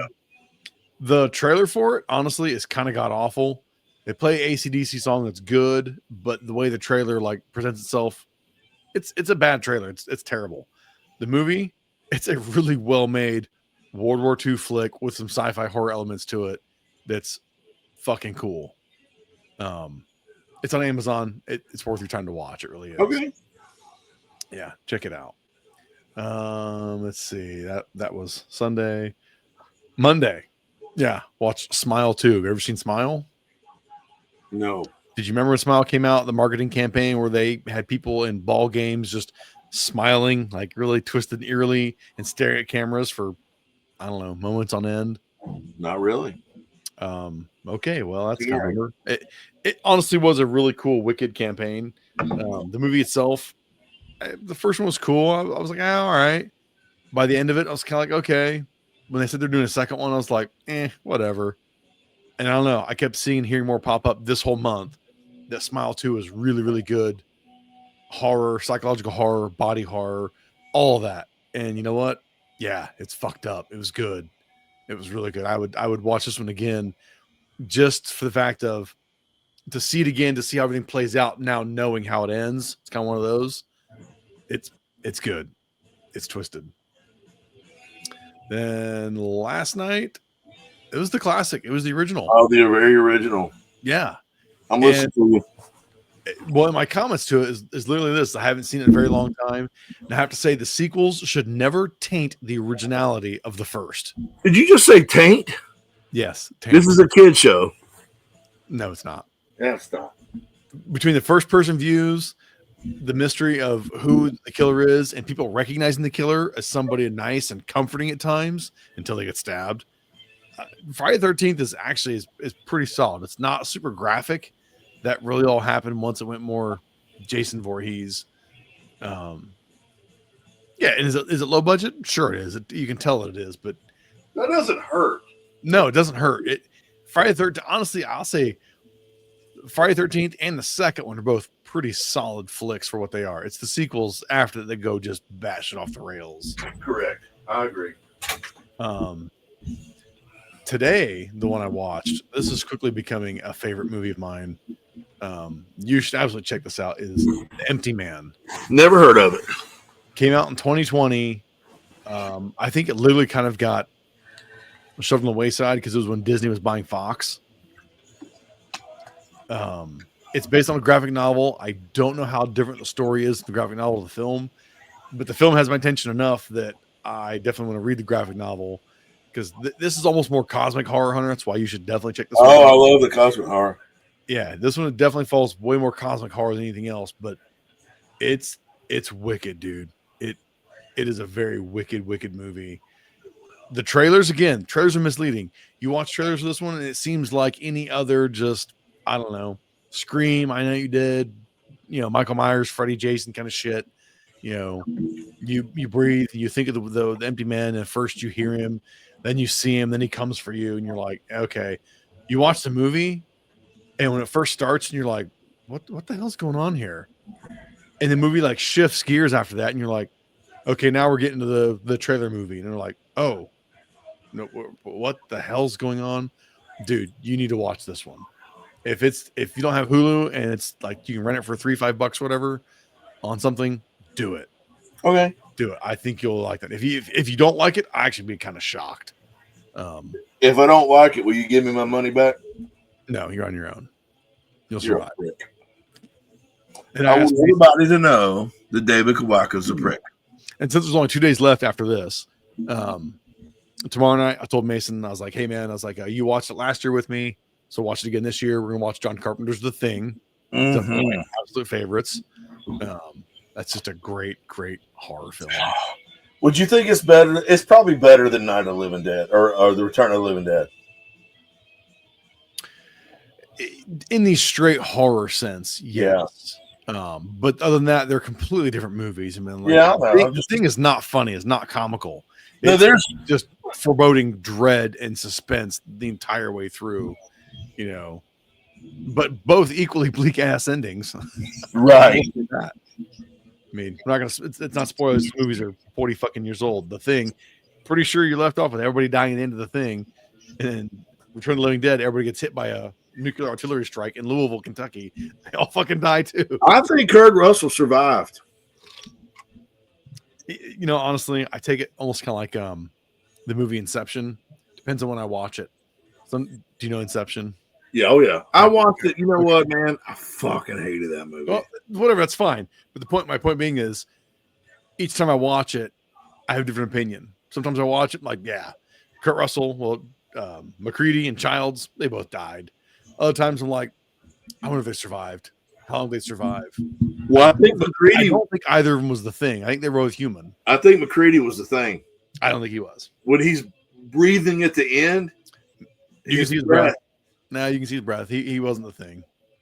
But again, it doesn't matter. You can take it however you want, you know. But I think Kurt Russell was he's too cool to die. Well, then there's that too.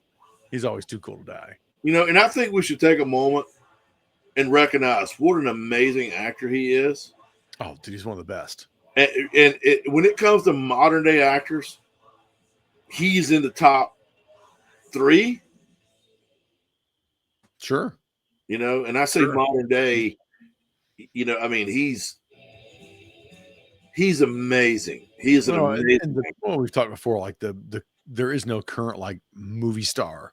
Last movie stars left really is like Tom Cruise, and he's in his 60s. But I like Tom Cruise. I mean, everybody says he's a prick, whatever, maybe he is. I don't care. He makes great films. The movies are damn entertaining. He does. You know, I like the Mission Impossible movies. Yes. Now granted, they're not a thinking man's movie. You're just going to sit there and have a good time. They're popcorn. You sit back and have fun. Right. But just like the new Top Gun, I watched it. I thought it was amazing. So good. It's not a thinking man's movie. It's not a movie that you're going to sit there and try to figure out. You just jump in for the ride, man, and just enjoy it. And that's okay. Movies can be that. And exactly. Every movie doesn't have to be a trip down to intellectual well. No, fuck no, God. But it's not so stupid to where you feel stupider after watching it. Right. You know, I mean, I've watched some fucking movies and I was like, I know that I dropped some IQ points. Right. Like, okay, now I got to watch something to bring it back up. Well, so like I said, I'm going to watch The Thing tomorrow. Good call. I have no idea for Friday on actual Halloween. Friday's Halloween night. So for Halloween night, Candy and I have planned, we're going to come out here on we're going to do one or two things. Okay. And it's going to depend on the weather. We're either going to set up. So my computer is almost as big as a TV.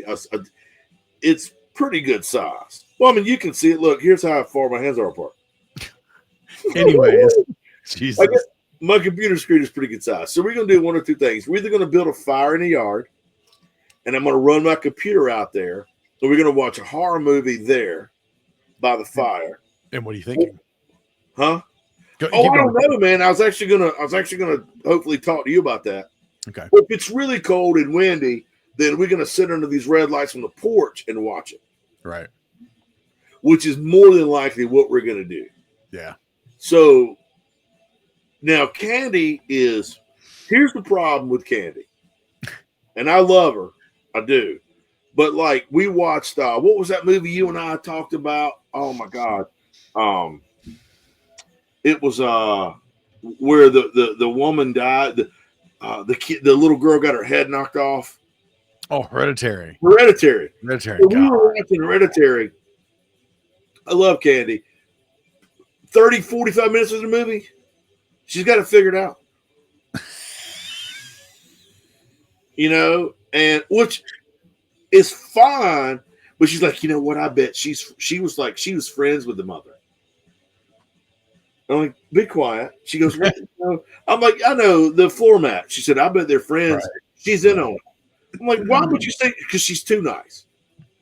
And I'm like, so anyway, I need a recommendation of a horror movie that is fucking awesome, but something that she can't either figure out or something that doesn't require just something for her to go, whoa. Like her favorite horror movie of all time is The Thing. Oh, okay. And behind that is The Shining. I like The Shining. She watches all these documentaries on The Shining about like all the hidden messages. Did she like Dr. Sleep, the sequel? She watched it. I have not. No, she didn't care for it. I almost like it equally as much, but being it's a very different film, right? Man, one I've not watched it, I would. Can you roll it around in your brain and maybe text me? Yeah, I will, because I'm. Yeah, you give me some wide shit to consider and think about between. Yeah, it's a hard question to put you on the She spot. likes The Shining and The Thing.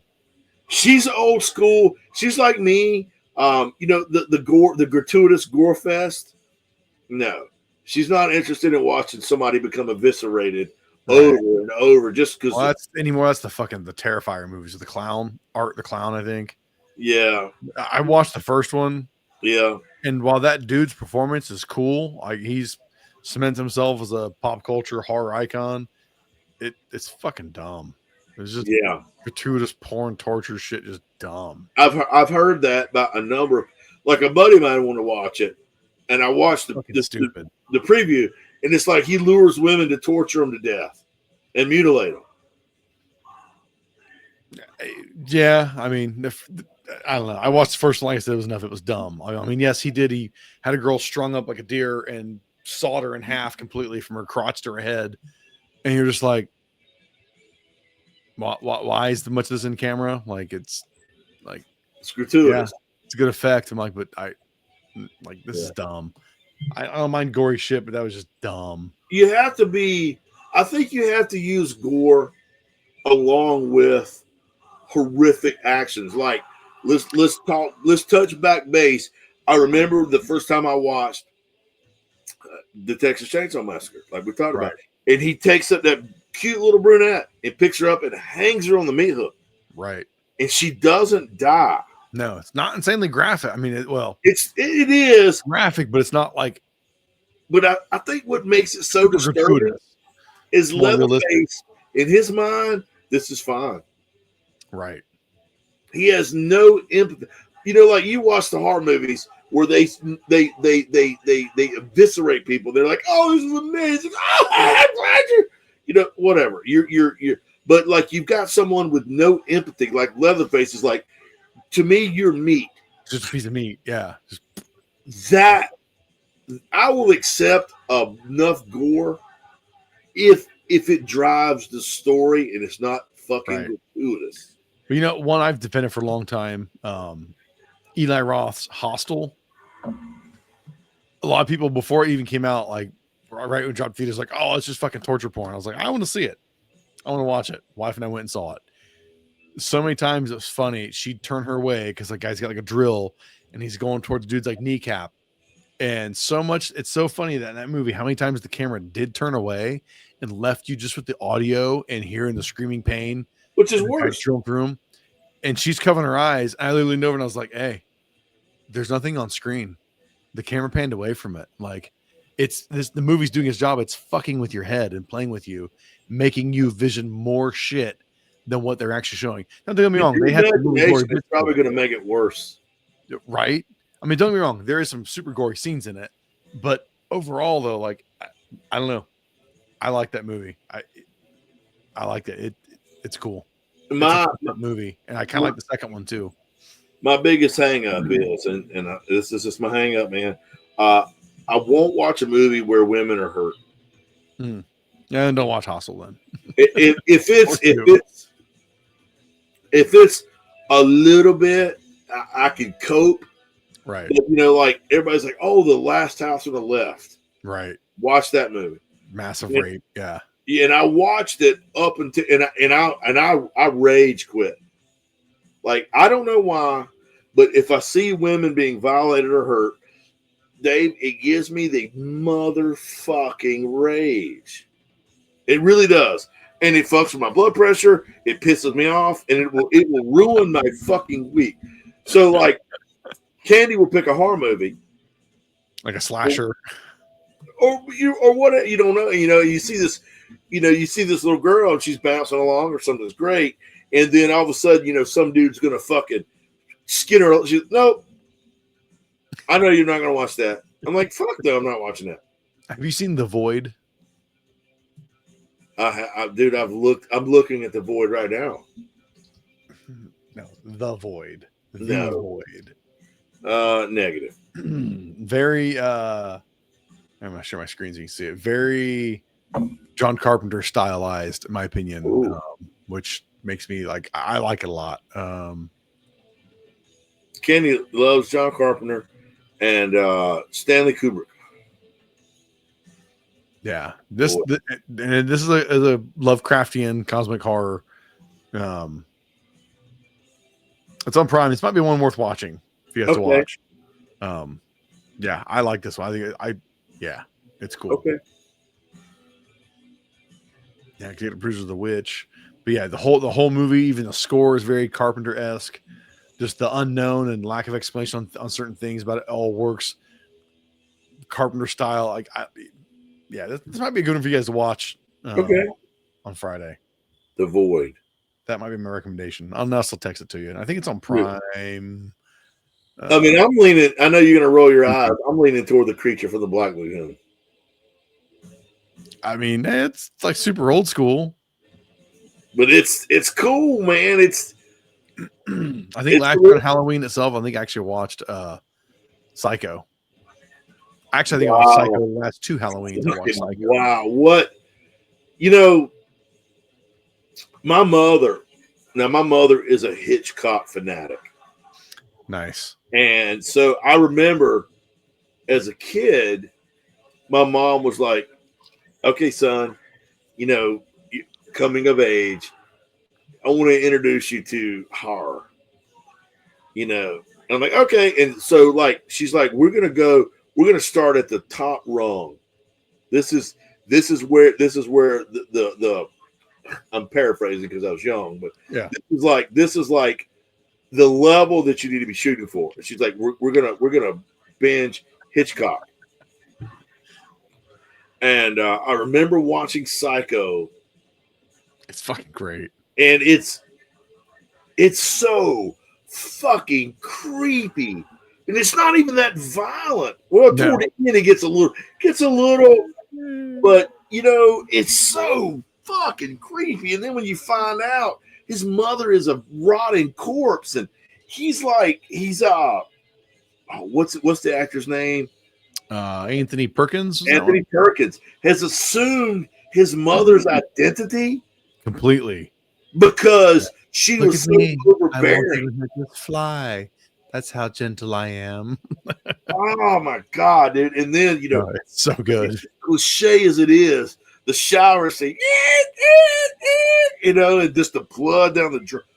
Oh my god! And I remember watching that, and I was like, Mom, I was so aghast at the movie, and my mom was like, "That's the level that pure horror, because it's so much of it is developed in your mind."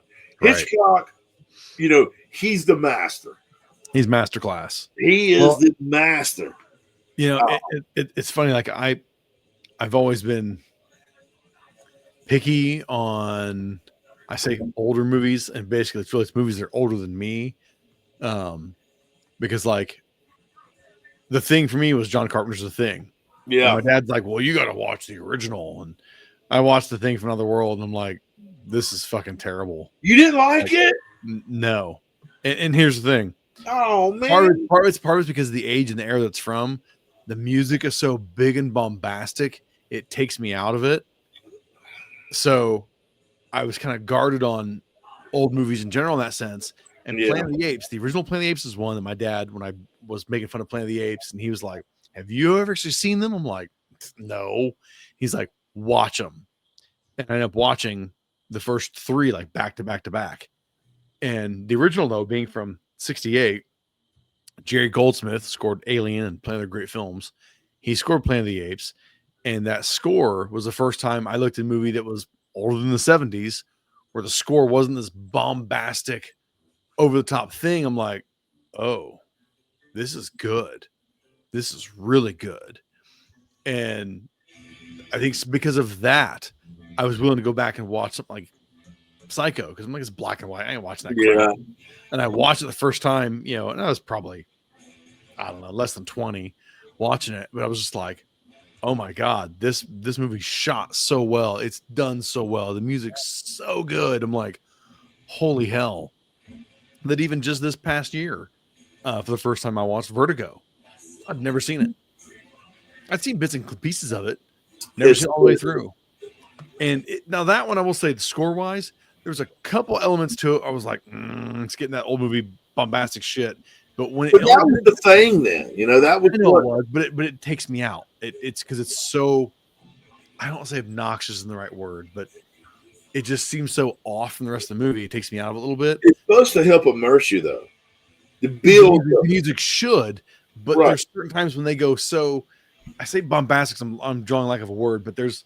I think that's a great word to describe. There's a certain sound a lot of old movies do, and you're just kind of like, to me, and this is me being a film nerd, an atmospheric nut now, that it's just totally off. But 90% of the score in Vertigo was fucking great and on point. The original Night of the Living Dead, same way. Early on, there's some bombastic shit, but once it's like they're in a house, no, it's creepy. When the little girl kills her mother with a trial.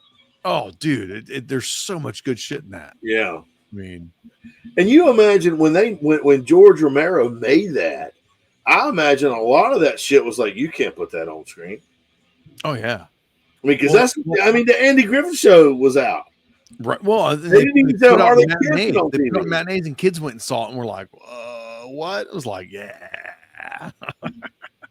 Welcome to a new era, motherfuckers. Yeah.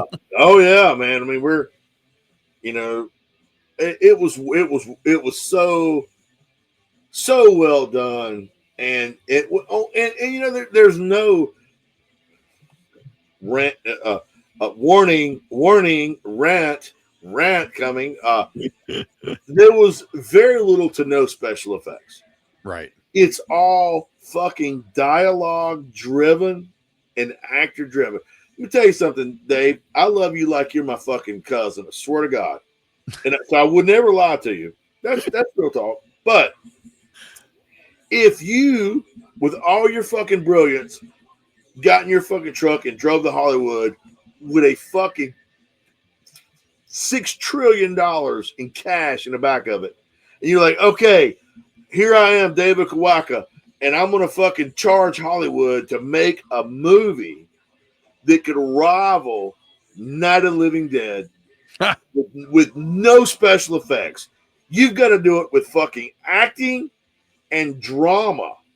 You got to rely on the talent of your fucking actors and actresses and setting the scene, and your director, and your budget for special effects is $25. In 2025, the only way you could remotely pull it off is basically hire a bunch of 60-year-old actors that know how to act and carry and deliver a scene in a line. That's it. Otherwise, it can't be done. Couldn't be done. No. You got what's Dimple Dick that did all the Transformer movies? The director. Oh, Jerry Bruckheimer. And so, I mean, I watched one or two of them because it had Megan Fox in it. And fuck, I would. Anyways, don't derail that. Keep going. I didn't even get to finish my damn comparison. I had a good one too. I would fuck her shadow on a gravel road. That's good, right? Great. That's something. Anywho, well, cut it, Mr. fucking director. So, anywho, if you took out the over-the-top effects and all that, it would be just, There's nothing there, yeah. I mean, and here's another great example: the movie Die Hard. Yeah, it's got some good effects. That's a fucking phenomenal movie. Yeah. You go to the latest Die Hards, Live Hard or Die. Doesn't hold a candle. He jumps a car into a helicopter. There's so many other there's even so many that's the early 90s B movie clones. Like, what was the one big titted Playboy chick that was trying to be in every movie that married the old guy? Anna Nicole. Anna Nicole. I remember there was one, my brother, he's all excited to watch this one. I think it was called Skyscraper, I think, that had her in it. And it was a Die Hard clone. And I was just like, this is the dumbest shit. You're just watching it because it's her gross ass big tits. I'm like, it's not enough for me. I want actually a good movie. I want a good film. Like, this is make you at least enjoy the ride. It doesn't have to hear it. It doesn't have to be an intellectual whirlpool maelstrom of think and function. Right. Which I enjoy those. But still, if you're going to take me on a ride and you're like, turn your brain off and enjoy the ride, I want the ride to be fun. Yeah. Like Top Gun. Yeah. Or Mission Impossible. Yeah. You know, if you're going to make a horror movie that's a thinking man's horror movie, it's got to measure up to, here again, Nefarious, the taking of oh my God, what was that movie? We talked the taking of it was the old lady. Oh my God, I can't. Oh, Deborah something. The Deborah, yeah, it's like found footage one. Yeah, that one was real. That was a really good found footage one actually. Or you know, one of my favorite ever, The Exorcism of Emily Rose. Right. That movie, and I know I bring it up a lot, man, but that movie fundamentally changed my life. I need to watch like this is the new high watermark of what, you know, psychological horror should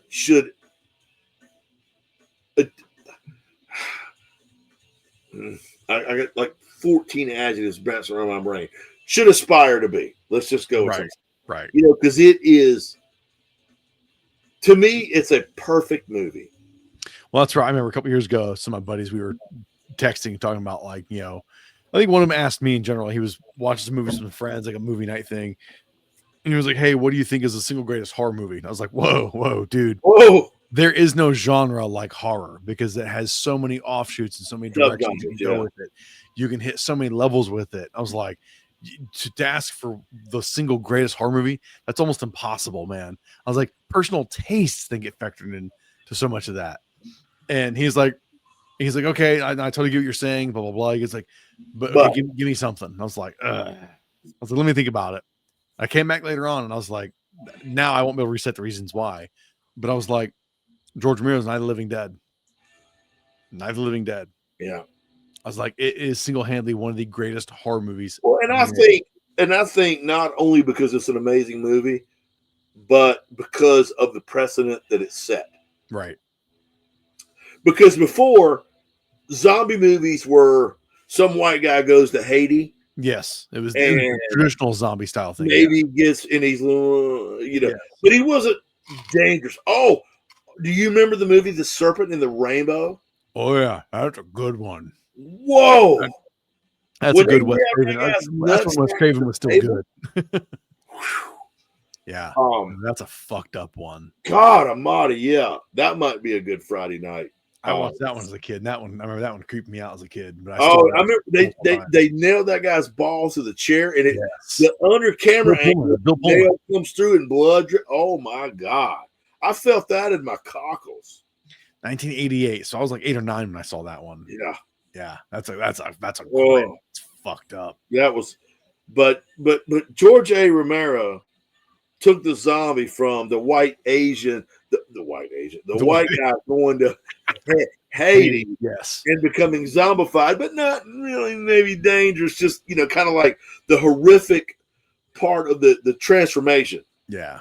And he made them dangerous. Yes. And mysterious. Why are they here? What do they want? Can I appeal? You know, it's not, the George Romero zombie is not unlike the Terminator. You can't reason with it. Right. You can't bargain with it. Right. And absolutely will not stop. Fucking go and go and go. Absolutely will not stop until you are eaten. Yeah. Yeah. Wow. Yep. Damn. All right, brother. Well, we need to wrap this up. We're clocking at 2 hours again here. We're getting a roll. We just roll. It's got to be one of our better ones, man. I don't really judge them, but I mean, I enjoy. Of course, I enjoy hearing what you got to say. You know, I enjoy the horror aspect of it. You know way more about movies than I do. That's okay. Which is fine, but you know, that's why I'm like, hey, man, what am I going to watch Friday? Or you know, that's why I lean. Please ask away. It's right. You know, I don't have that. There, but movies. But I don't have that. I don't have that knowledge, and so, you know, I can lean on you to And when you start talking about horror movies, you have a better grasp on the actual genre. I'm talking about horror movies as a bit of a neophyte as compared to your knowledge, which is fine, But anyway, because well, it's fun. Like I was laughing telling Sarah how I see like the memes on Facebook for October. People are like, "Oh, you just watch horror movies in October?" Well, I watch them year round. I was like, I fucking watch them year round too. I just make a point to watch one every fucking day of the month. I don't do that normally, right? Like, I'll decompress. I don't watch a horror movie probably till mid-November, just to back off from it all. I'll go back to watch some hardcore action movies, maybe some. Well, like Mason and I are gonna go see Predator Badlands next week, I think, when that comes out. And honestly, I'm not looking forward to it. I think it's gonna kind of suck. I think it's going to turn Disney Disney-fied into a Marvel movie. And it's like, so you think the Predator is going to be a lesbian? No, it's not going to be, there's going to be no horror to it. No, it's kind of a South Park. Did you ever watch the South Park? Yes. Put a chicken in it. Put a chicken in and make them gay. Well, they did. They put a chick in it. You got Dakota Fanning now in her 20s or whatever in it. I think she's like really going to be the real lead because she'll be in it. Dakota Fanning. Why do I know that? Little girl from Man on Fire. Man on Fire. Denzel Washington. Yeah. Oh, what a little girl. She's an adult now. Makes you feel old. That movie was great. The ending was fucked. I don't care for it. Really? No, man. I think because it's a Tony Scott film, I was pumped for it. And I don't know, like he changed his style in that movie, and I didn't care for it. I think I can't say your opinion is wrong, but you're wrong. He put that same direction style in his follow-up one, had Keira Knightley, the Domino, and same thing. I couldn't get that one. But here's the thing, man, and I know we got to wrap this up, and I'm sorry, but here's why I embrace Man on Fire, because Denzel Washington was a washed up fuck up. No, he's a great character in it. What's that? It's a great character in it. Right. He's awesome. But he was at a point in his life to where there was no life. Right. He was nothing. Yeah. Now he was a certified badass. Yeah. But as far as but he was nothing. And so he was thrown a bone. Yes. Knowing that he would fuck it up. Yes.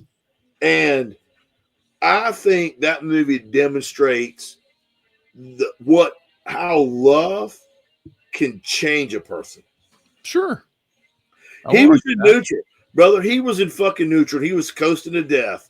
Absolutely. And then he started guarding that little girl, and he fell in love with her, as like a father's daughter type thing. Yep. And then when she got kidnapped, he was in neutral, and he went to fucking Granny Low. And the character arc and the story arc and him being like, I don't care. I don't give a fuck. I just need a check to, I'm going to fucking murderify everybody. And I'm going to get to the bottom of it. And even the people that gave up the goods, he's like, okay, cool. Thanks for the info. And then he still murdered them. And I'm like, and I like that aspect of it. But the overall, as a whole, as a movie, I'm not a big fan of it. It's just, man, that's crazy to me. All right for me. You don't like fucking Motorhead, and you're on the fence of Man on Fire. Yeah, it's just all right. Dave, far be it from me to give anybody advice. I'll say this too. I watched the original Scott Glenn, and the remake's better. Well, have you ever considered professional help? I am a professional. No. I mean, like, I help myself. You lay on the couch and talk about your problems. I help myself. I will split. I just watch something like over there. That's fun. You know what though? This is a safe zone. This is a judgment-free zone. So I retract my statement. Bullshit of you being a fucking complete fucking. Okay, we can't even call people retarded anymore. But you are. God, this is awesome. All right. I rest in peace. Everybody, thank you for listening, and you know where to find us. We're not even going to go through rigmarole because you found us this point. You can find more of us. So till next time. You should look hard. Peace.